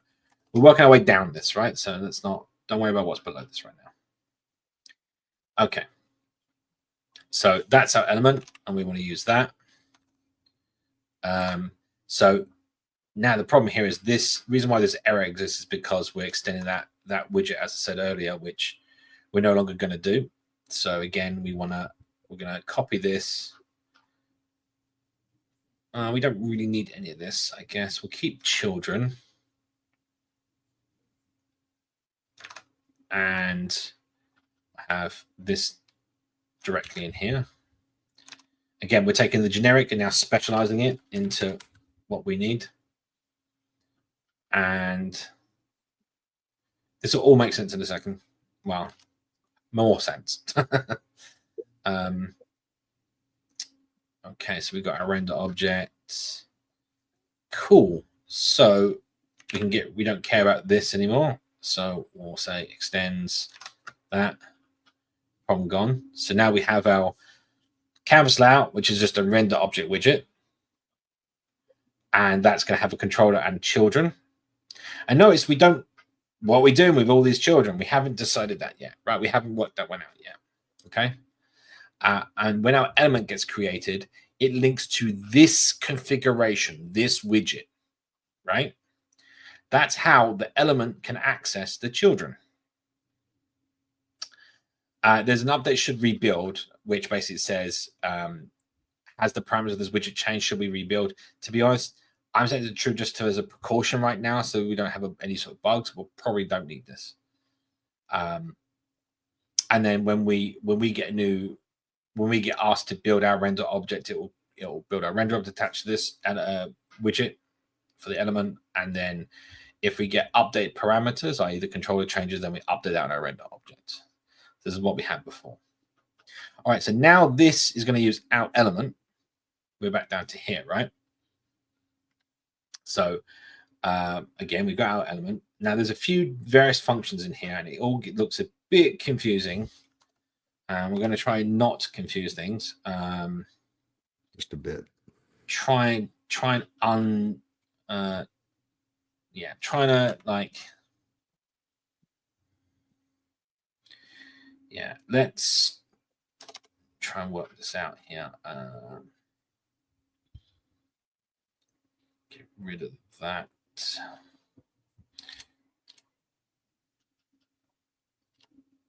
And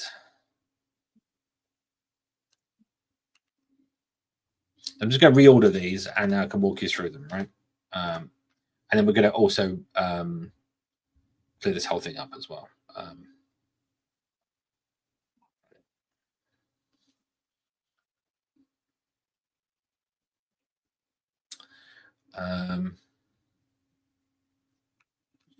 So we are going to have to, this doesn't match up with what we want. Maybe it does actually say that. Right. These three I want to, I'm just reordering these just so it makes a bit more sense as to the flow. Okay. So,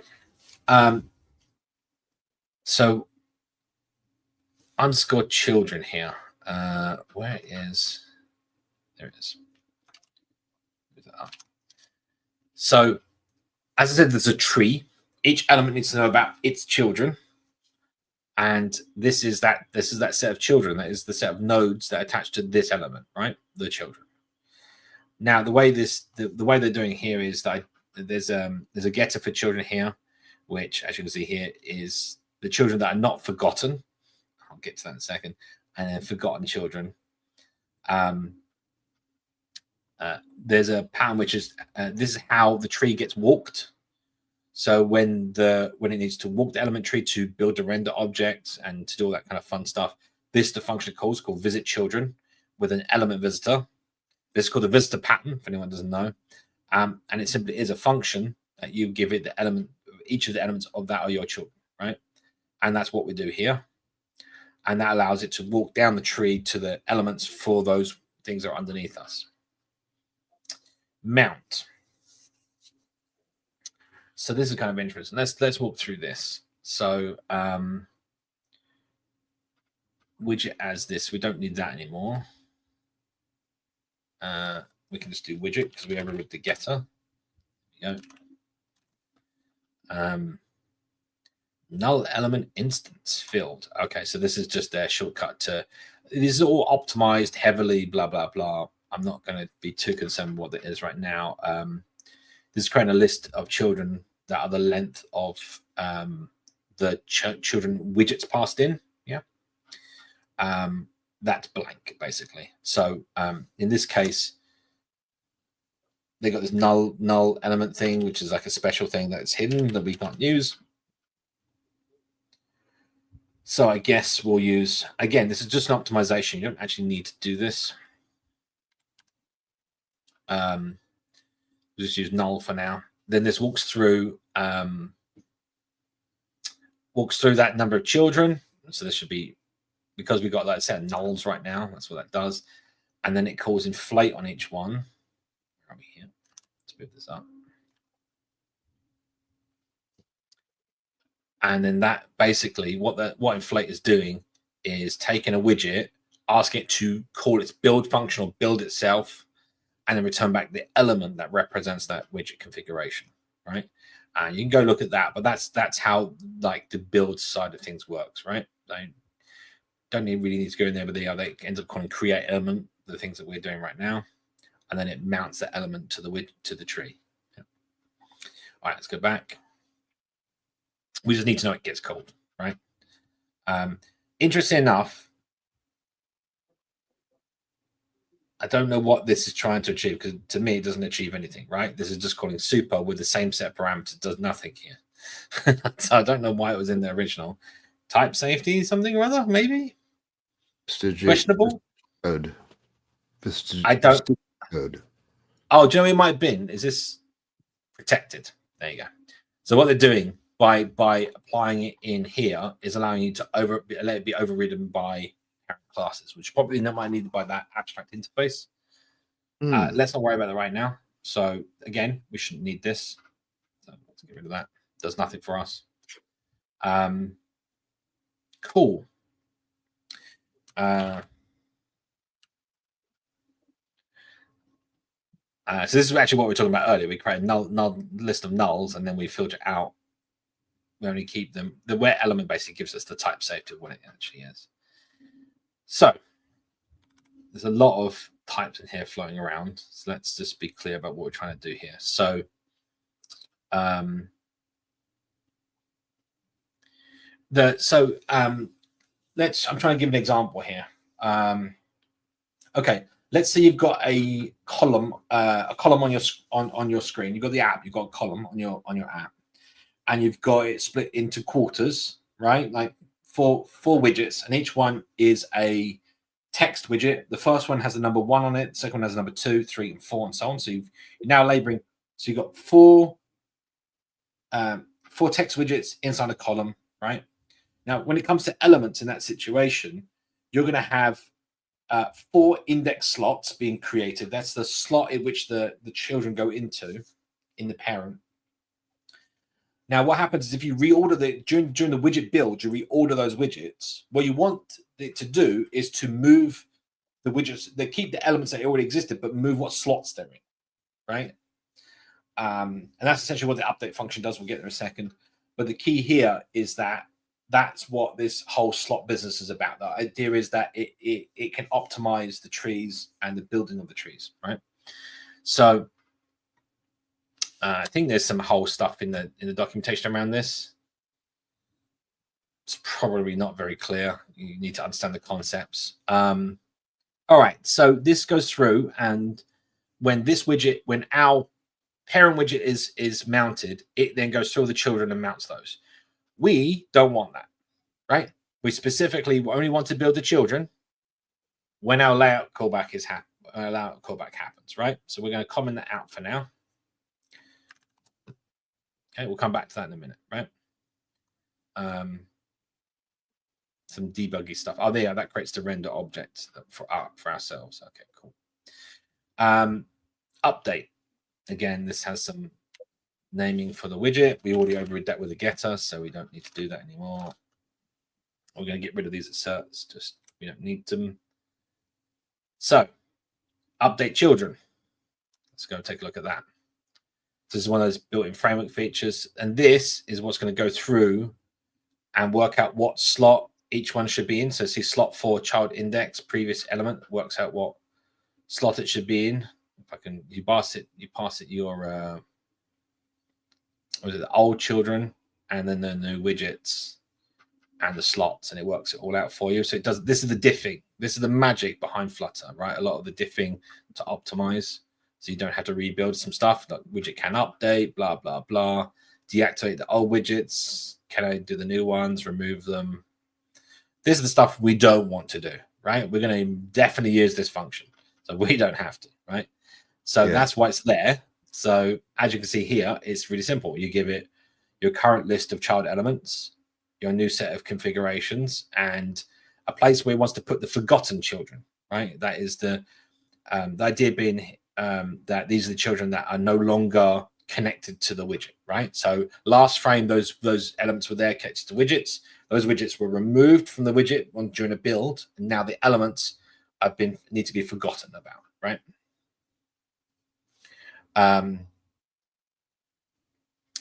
So, all right, and then forgot child is what happens when we need to forget a child. And funny enough, I'm going to get rid of all these asserts, and there you go. It just adds it to the forgotten children's list.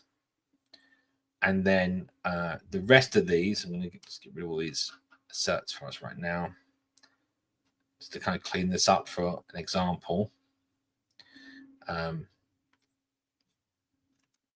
Again, all this render object stuff we don't need.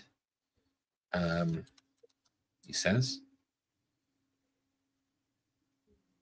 That's interesting. Render stack. Hang on. What's wrong with this picture?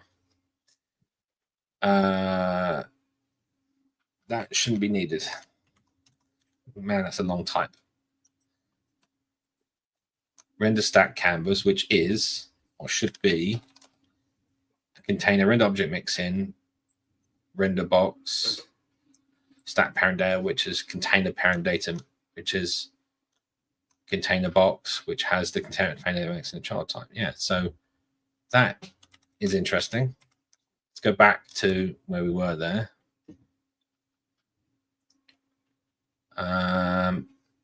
The render object should already have the insert function. It's because the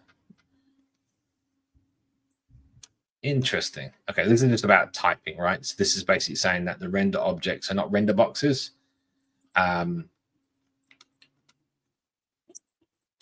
We shouldn't need to do this. We can just do as. There's a few other ways. I'm going to see if there's where these functions are coming from, if we can actually type them. I'm not sure we can, but let's see. Oh, covariant, you can. Excellent. That's what I like to see. The covariant stuff means we can override the types. This is what I wanted. So let's go back to here and back down to our functions. So instead of all this garbage, again, I'm just tidying up what was there. The one in the framework needs to be more generic for reasons, right? We're making it more specific for our use case. Slot value. So that's interesting. I mean, this is because it's just an element. In this case, it's not.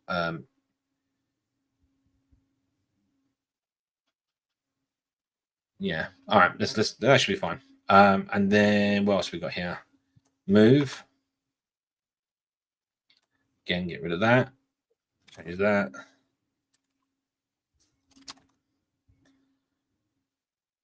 Oh, it's nullable, isn't it? Yeah. And then remove.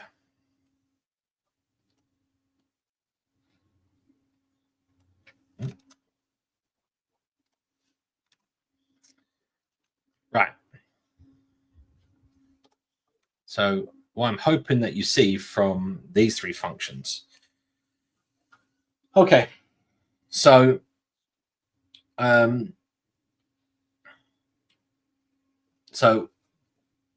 insert render object child, move render object child, and remove render object child is exactly what it says. This is once this element's updated its set of elements, chosen what it needs, it's going to call insert, move, or remove for each of the render objects to update their position within the render object tree, right? So this is how the element tree updates and edits the render object tree, right? These can be, we could tweak this in a lot of different ways. This, it's just one-to-one maps. There's no need to make any magical changes here. It's already built to work. So, yeah. I don't think, I'm just wondering if we actually need to use index slot, if that's the best one to use. Maybe we just will for the time being. And we'll find out.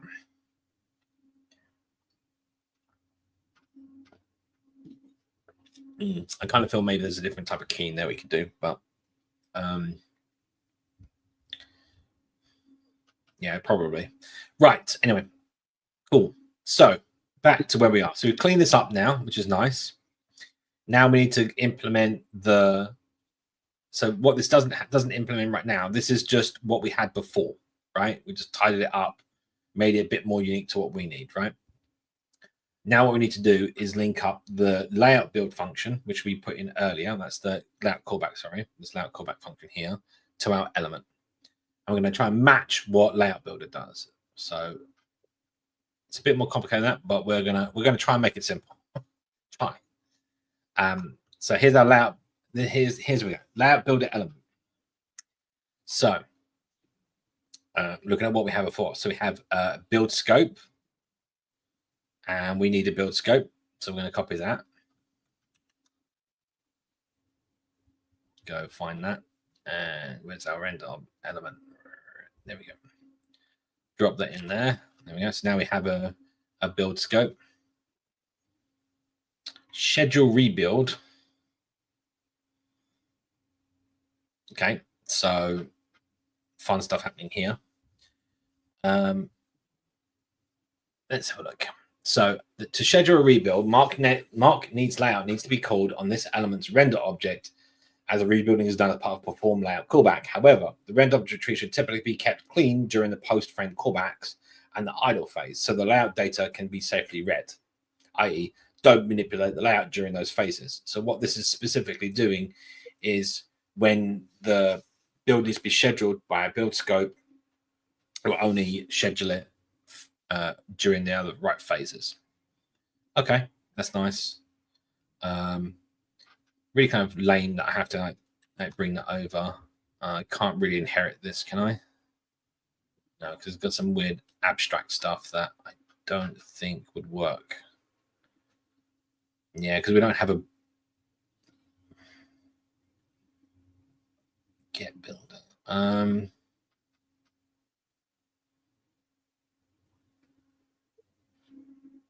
Would that work? So I'm just trying to think if we can inherit from this and do what we want. Oh, I'm very tempted. Let's continue this, so I don't have to like copy paste. I don't want to copy paste everything. Kind of defeats the purpose. Frame callback. Cool. Visit children.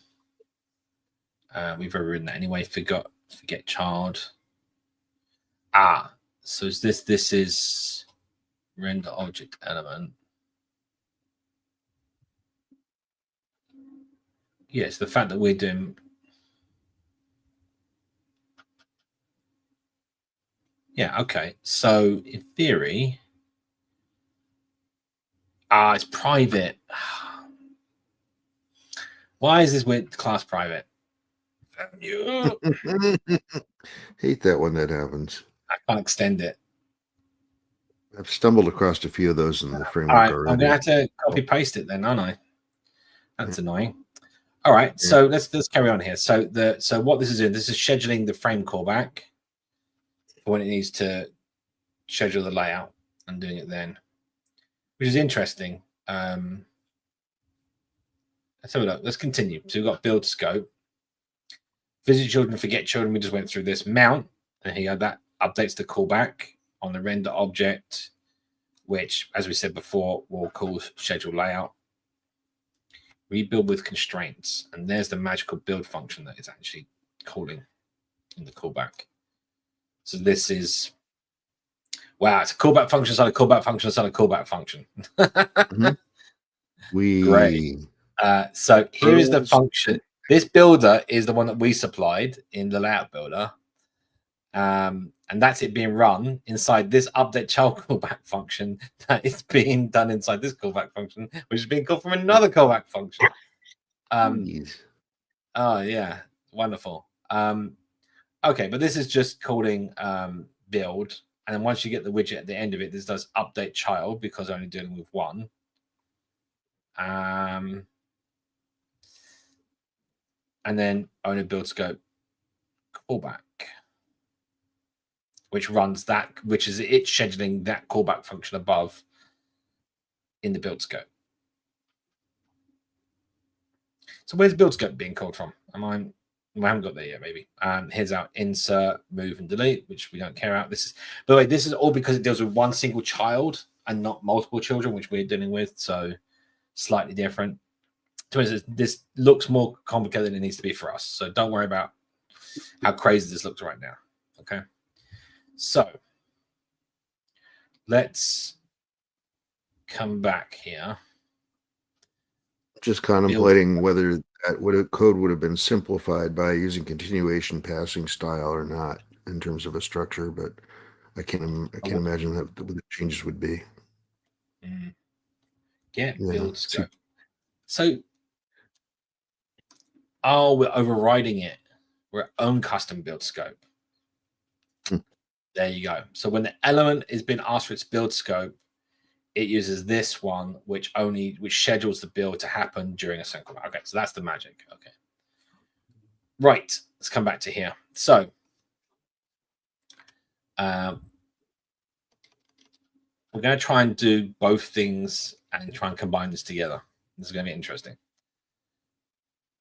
All right. Not much we can do about that.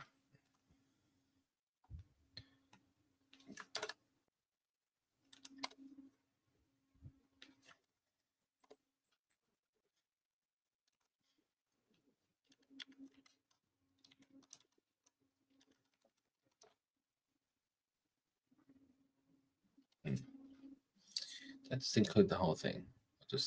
I did something. Okay. Right. Where was I? Right. So we're just going to bring that in, and this is just basically the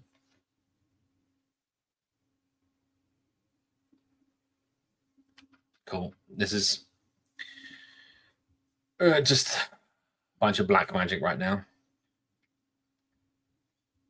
Okay, so we got visit children, forget children. We've already got all these handled.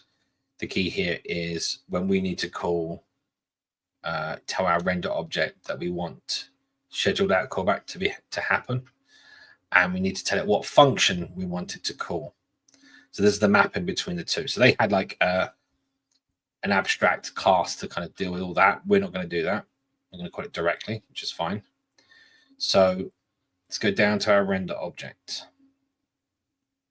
So where's our layout callback and what's happening with that? So that's what we want to do now. What did we want to pass to our layout callback? And they were passing rebuild with constraints, right?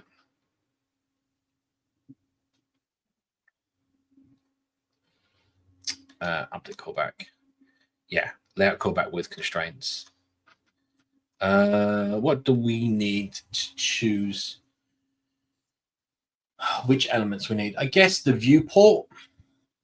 We don't really care about the constraints, so let's do that. All right, back to here. So our layout callback is going to be one for viewport.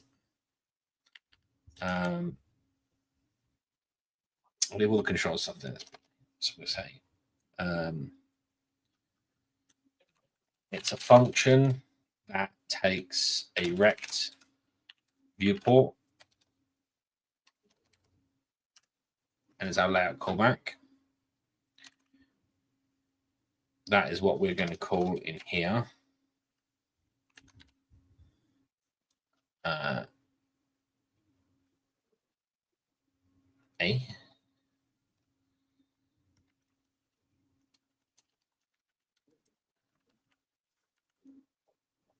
Okay. That, by the way, is like a hidden function. A hidden function on every function doesn't sound quite right, but it's how you call a function directly. Yeah. Look up the Dart language. Anyway. Okay, this is basically saying that if it's not null, then do it. So I might actually lay that out slightly differently just to kind of make it a bit more directed. There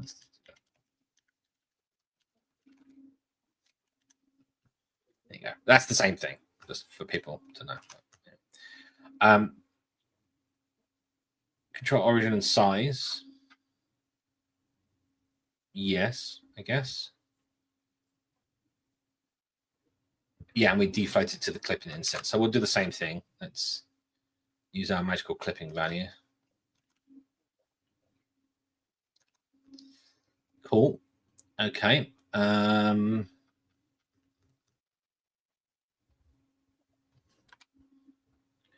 Now, what we're doing here? We need to make sure that this function is set. So when we create our render object, because it's getting lots of stuff in here. Where is it?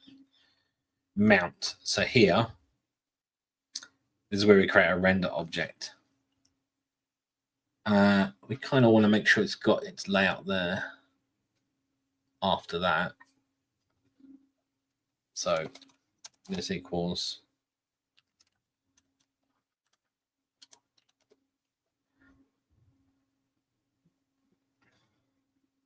where are they doing it in the original layout build? Let's do that.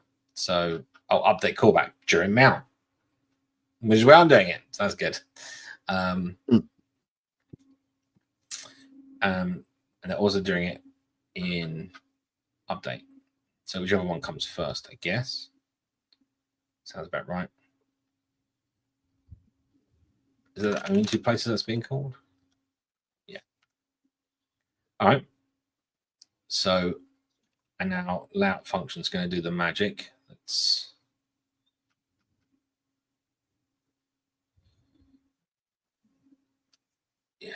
try and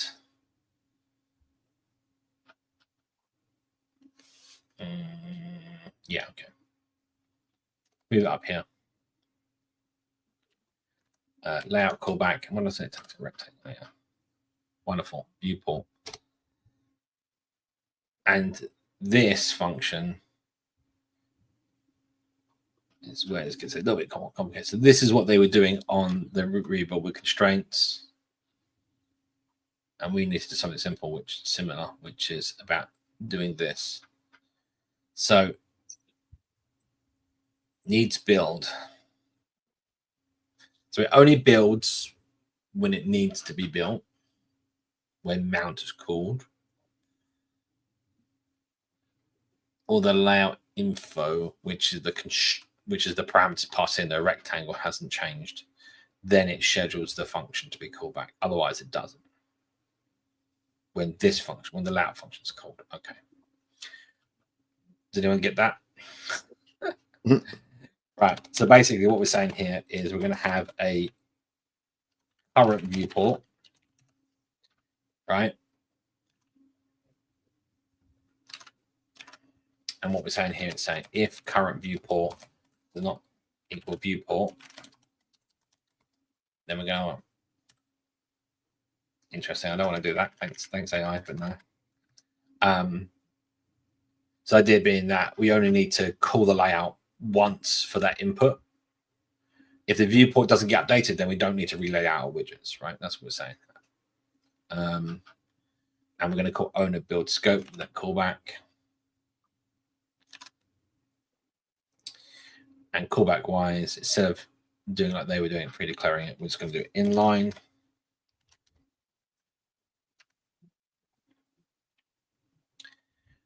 Actually, that's a good point. Where do they set layout info in? If layout info. Finally. Okay, so they're doing it inside of the callback itself. Let's do that.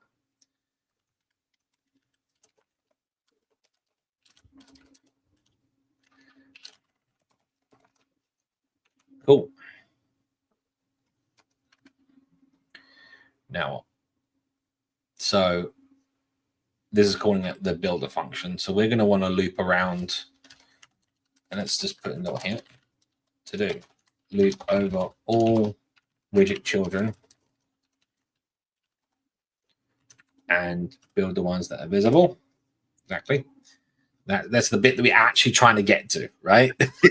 all this just to get to there. Yes. It's because again, it's kind of interesting. What we've just been doing is something that's not built into the framework.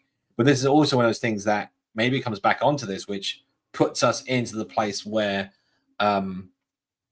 this could go back into the framework as like maybe there's an abstraction here that simplifies this for a lot of people, right? Yeah. Okay. Interesting. Okay. And then ignoring the error capture, then it does update child here. Well, that's us doing update children, basically.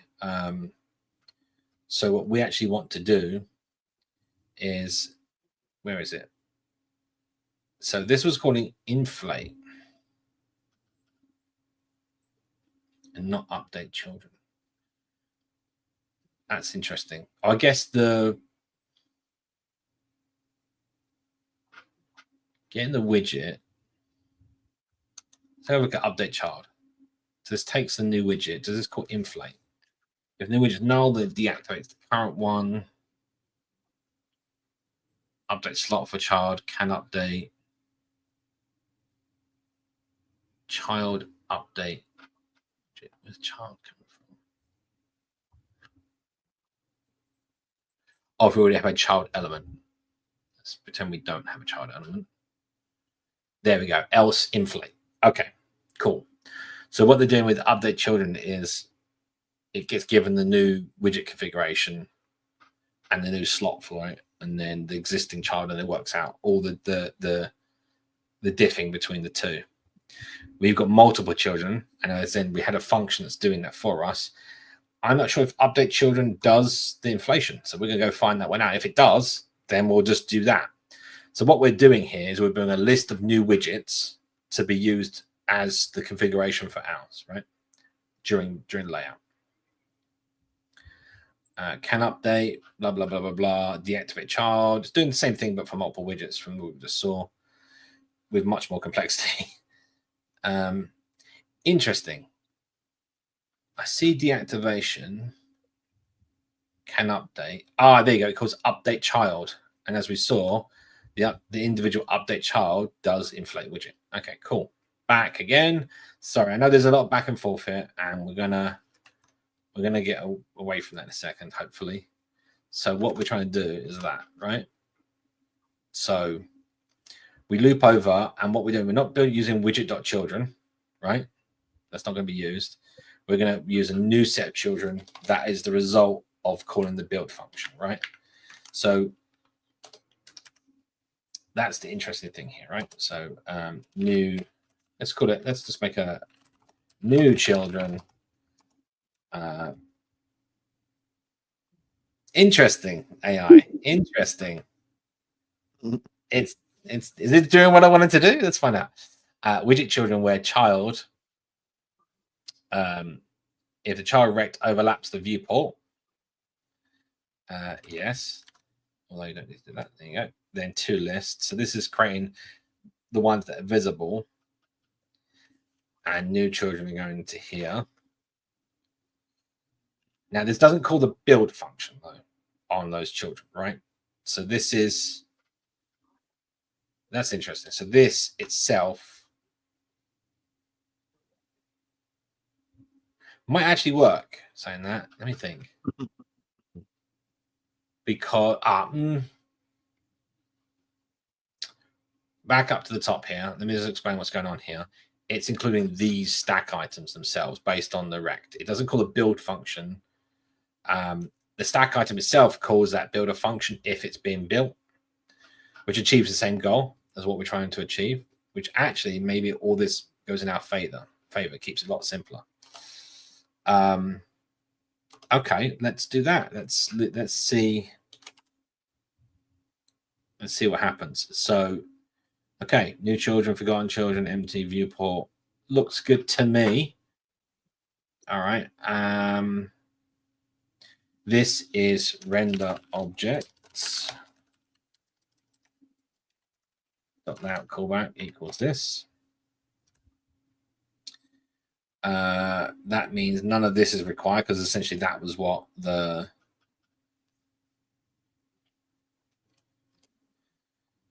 that's doing during the build phase.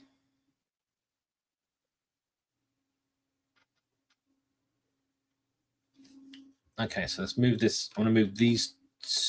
Yeah, we're gonna have to move this up. I kind of want this in order. So we got mount, layout callback. Right, update. Let's take a look at what update's doing for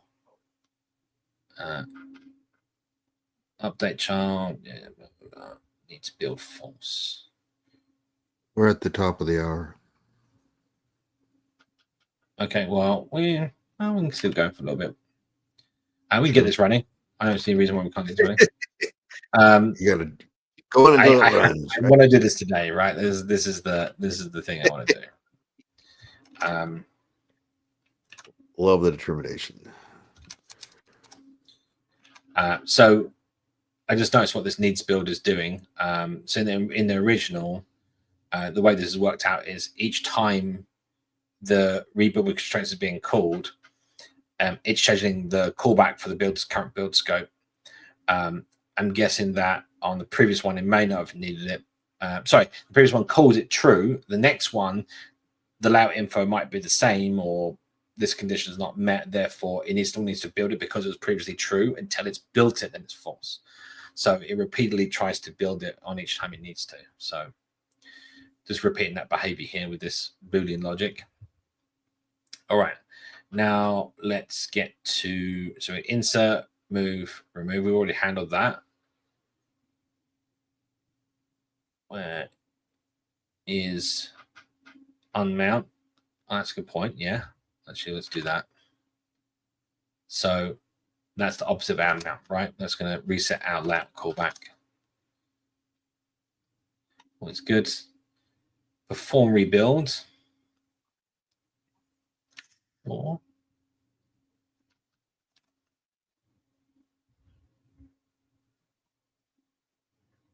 sure. Oh, so that inherited widget needs us to rebuild. Okay, cool. Yeah.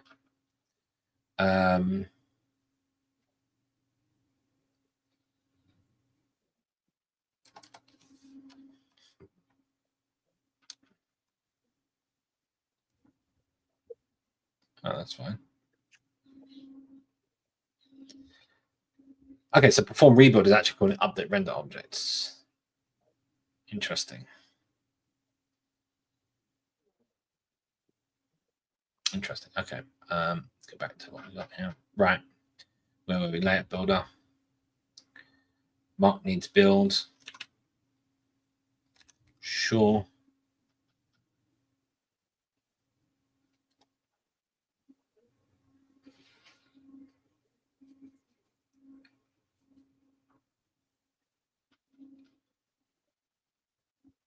Update. There we go. That's what I was looking for. So what is it doing?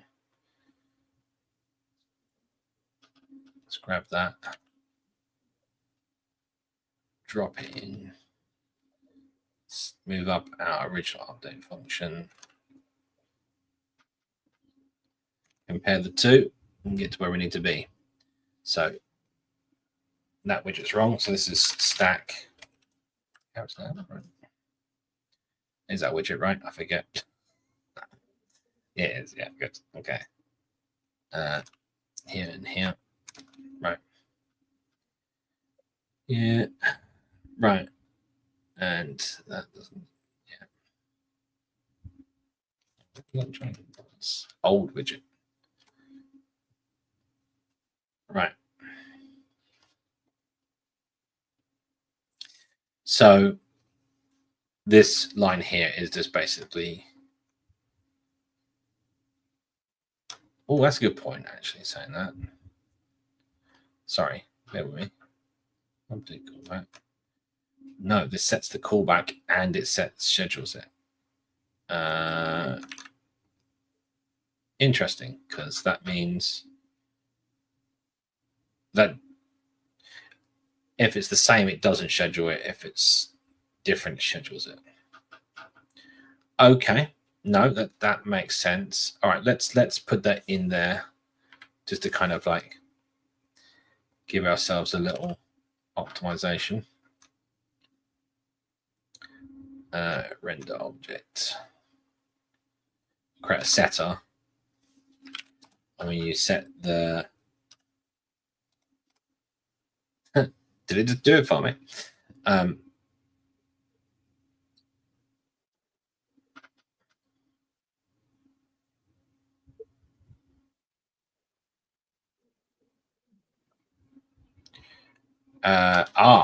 So two functions called have we just layout callback. Ooh. Okay, let's not call it that. Element callback. Let's call it element callback. That makes more sense.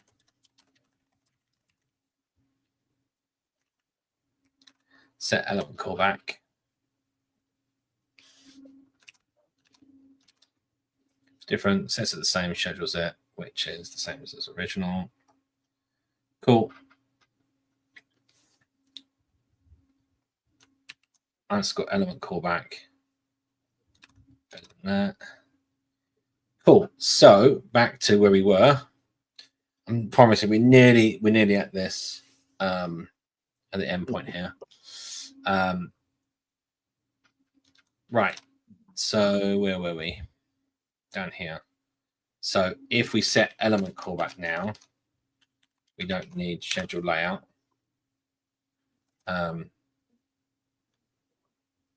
That's kind of interesting actually saying that, because the only two places it was being set in the original, if I can find the original now.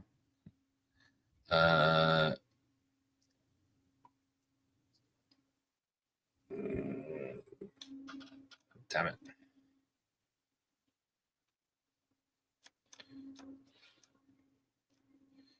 There we are.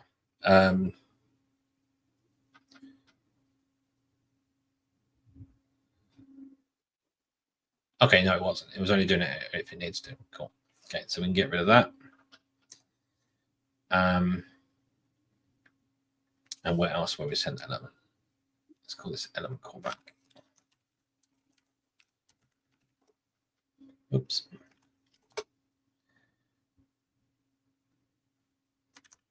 We will send it here. Nullable, yes.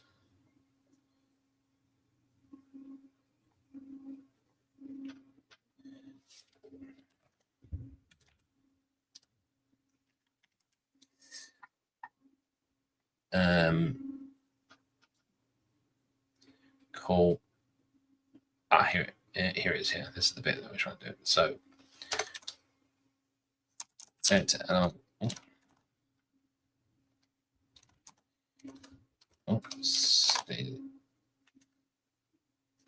There we go.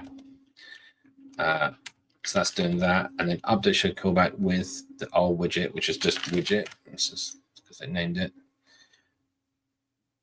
Cool. So get rid of that one. So, all right, no red boxes anymore. There's definitely a lot of back and forth going on here. Yeah.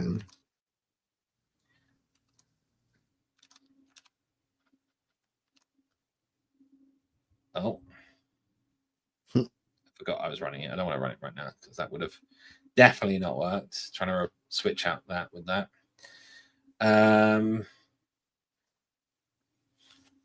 So I'm just trying to think if I missed something. There's a lot going on in here.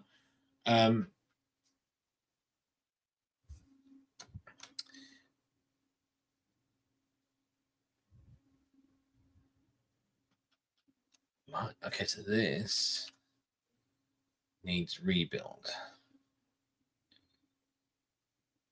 Yeah, okay.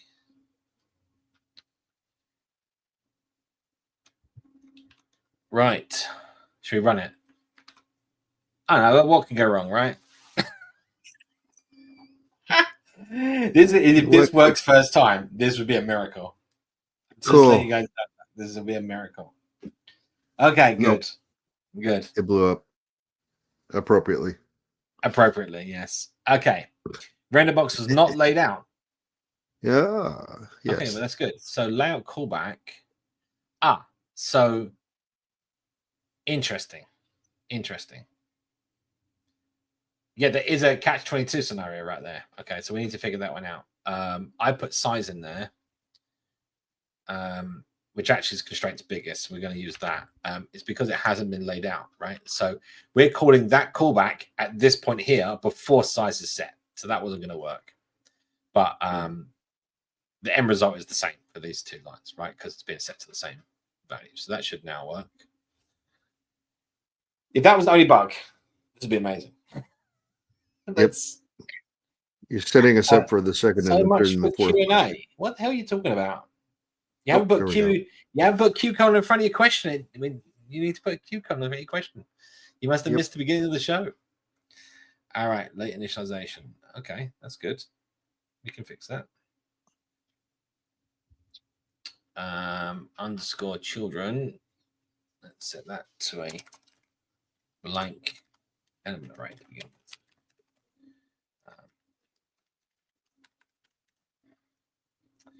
And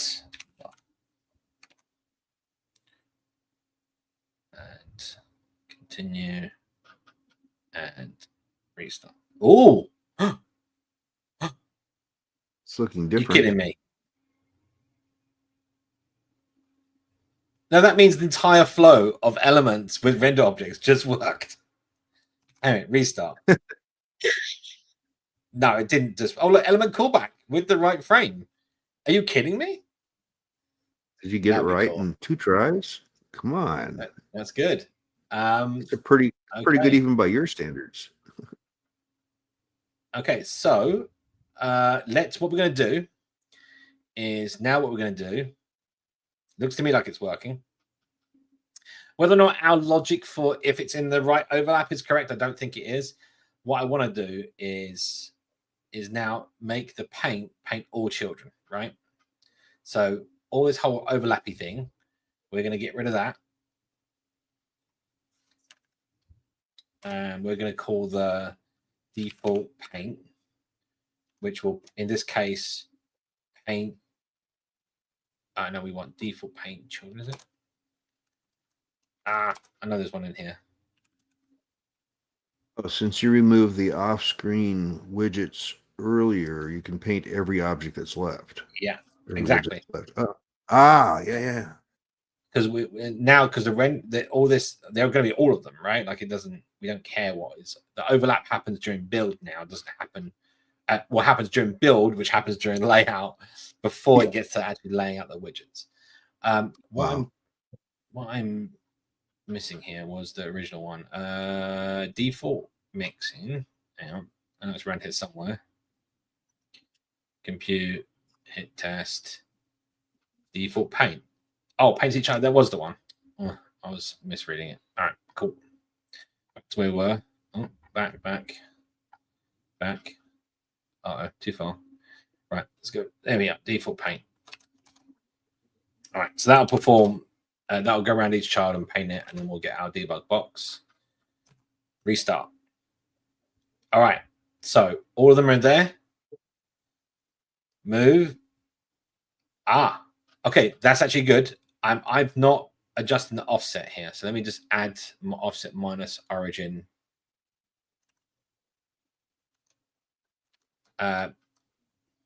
Cool. Oh my god, it's actually working. I'm just surprised. I'm surprised myself. There was a lot of moving. So those now are disappearing because they're no longer being as elements as children are being on the list, right? So if we can test that, right? So if I put child 3 there and now refresh our inspector, which of course has become disconnected. Let's try restart an app. I guess it should start up.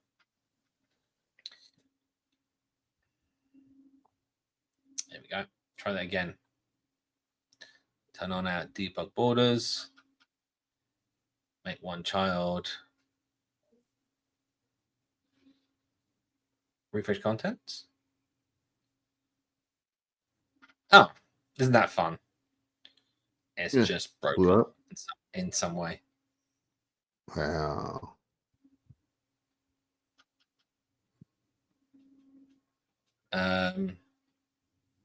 My IDE is not having a good time right now, apparently. Right.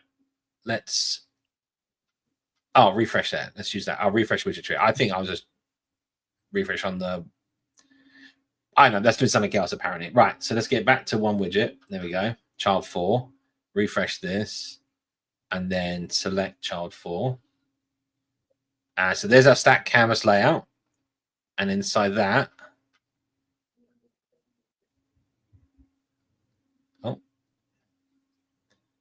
is one stack item with one positioned with one builder.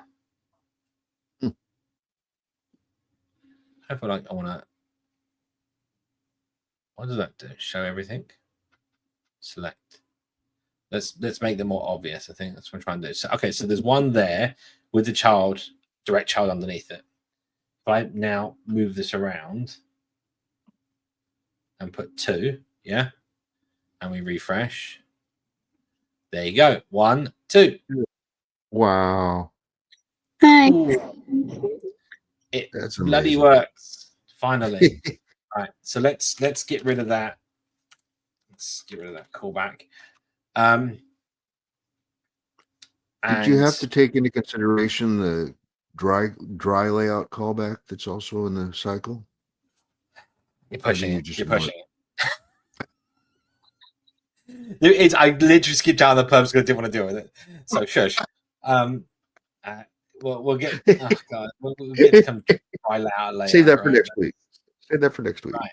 So there you go. I know it doesn't seem like much, right, because of our example, right? But and there's a lot of moving parts, and this could probably be this is us just getting a first working version together. There's needs comments. There's needs obviously a lot of back and forth about how it works. Maybe clue that in a bit more. Just have your junior intern take care of all that.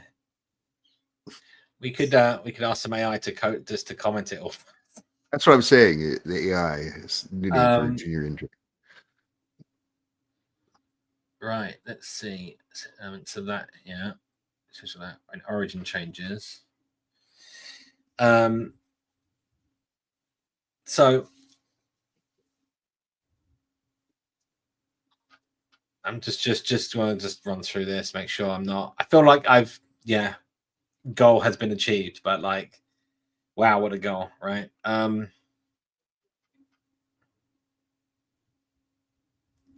So at this point, dry layout's calling just normal layout, right? It doesn't have any shortcuts. Yeah. Okay. So, wow. Okay. Good job. So okay. So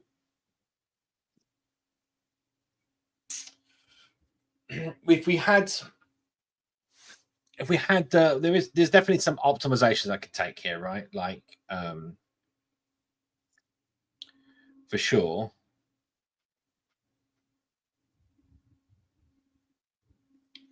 I feel like I must be missing something. Like I just didn't expect this to work that easily. I feel like I'm it's not working. Like this is all right. Well, there you go. So ensure stack canvas only renders children that are visible. Make dynamic build the children as they come into view, and we use a custom element and for the stack items that you can build child lazily. Yeah. So that's happening. Fix dry layout. Got another to do. All right. Wow. Okay. I'm a bit gobsmacked. Ship it. Cool. Ship it. Yes. So obviously this, I feel like I want obviously the inset 0 is what the final product would be. So look, it doesn't look like those widgets are actually getting destroyed or changed or whatever, right?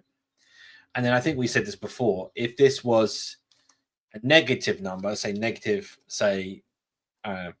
I mean, obviously you could just put this into the actual correct logic.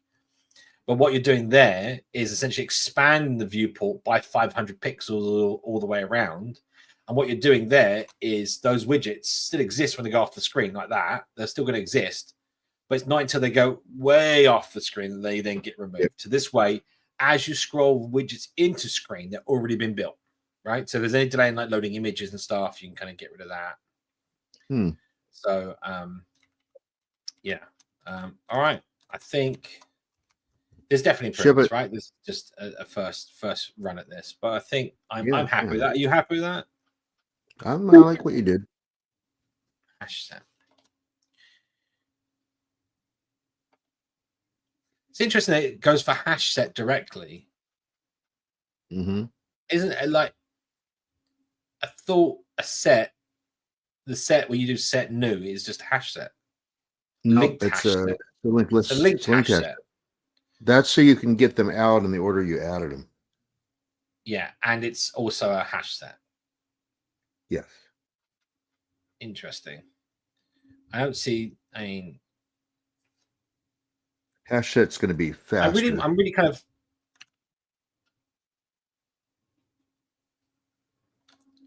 Is children actually being used anywhere? I don't think it is, because we don't actually need to walk the children at any point from there, which means is forgotten children kind of useless there? I mean, it is optional.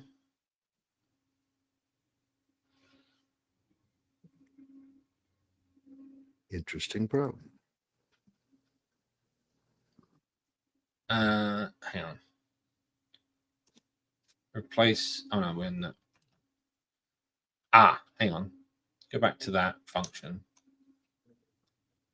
Replace if null if replace with null if forgotten. Yeah, so this is okay. So I think I know what's going on here. It's fine. Basically, I feel like that should just be built in, surely. Yeah. So as it I think it's equal to null point. Yeah, to child. Debug.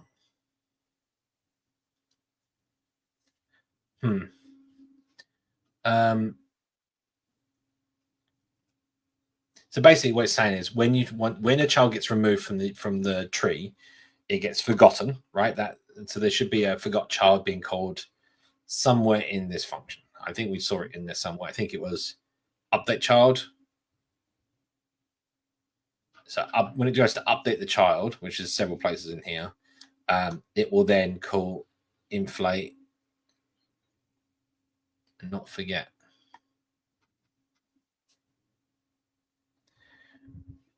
There is a place where it's calling deactivate child. No, that just detaches it. Yeah. So where is the? That's interesting. That's got me a bit. Yeah. How does something get forgotten? Well, it's when the element is removed from the element tree. Mm-hmm. It should be calling forgot child on that element. The mounting of the element itself is going to be happening during update children, which calls update child. Hang on, I'm trying to find it here. This is actually where it's actually doing all the hard work, basically. And I'm just skim down here.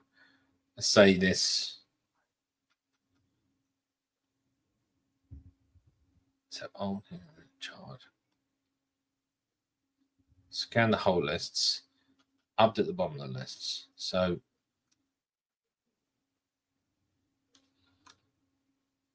deactivate child. There we go. Sorry. I had it, my fault. I had it collapsed, didn't I? Update. New widget. That's if it exists. Update slot for the child. Still not forgot child. Hang on. Forgot. Oh, look, it actually tells us here. Hang on, let's have a quick look. During the function, the old children list must not be modified. If the caller wishes to remove elements from old children reentrantly whilst this function is on the stack, the caller can supply forgotten children argument, which can be modified whilst this function is on the stack. So two ways you can do that, right? You could that's the underscore children basically saying you can't modify that whilst this function is running. That's why the forgotten children is done. Which kind of makes sense, I guess, but we don't. because at the end we replace it with the new set. I feel like we're missing the forgot child piece here right now. Yeah. If there's remove a child from the elements child list in preparation for children being reused somewhere else in elementary. This updates the child model such that visit children does not walk the child anymore. The element will still have a valid parent when this is called. Slot blah blah blah blah. The update is responsible for updating, creating new children that will replace this child. I have a feeling that we are missing something there, but let's not make the. We're not overriding anything here with children. This is just a nice sort of getter, which means that you're not getting the ones that have been removed. So if this getter can be called whilst it's unmounting, it won't be a problem, right? Okay, all right. Let's knock on the head there. Hopefully, people found that interesting. What I'm going to do right now, Make a gist. is make a gist. Yay! I get the gist of that. You do. You will get the gist of that. Hey, That's Grandpa joke. two. That's two you made this session, Randall. I've been counting. Only two? Usually it's Only- more. He needs to try harder. This is not up to par anymore. This won't do. I'm off my game a little, I guess. It's the lack of sleep. There's always next week. Yep. So we're going to call this Stack Canvas Part 3. I want to be more clear about this. What do we want to say? We want to say something like, this is 8th of August, right? No, 6th of August. And YouTube video link. Pop that in there. This is with, what would we call what we've done with active rebuilding with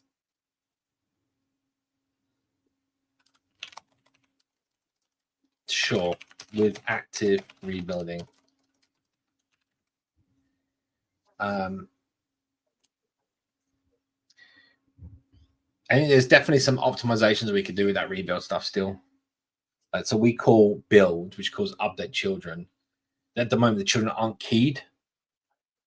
So if we do a keyed subtree on the children, and they had like some sort of ID, or we build like a hash from the rectangle or something like that, that would work. And that way, they would probably be slightly more optimized for the rebuilding. I'll call it active rebuilding. Why not? It's a new thing. Sounds cool. Pop that in the chat. There you go. Yay. So thank you everyone for joining us. We finally got to the end of that puzzle. I'm glad it ended up working without too much trouble, because that would have been a real headache to debug. Hopefully you learned something and it was somewhat interesting. And I'll say we'll see you same time, same place next week. All right. 166 hours from now, yes. Bye, everyone. Bye.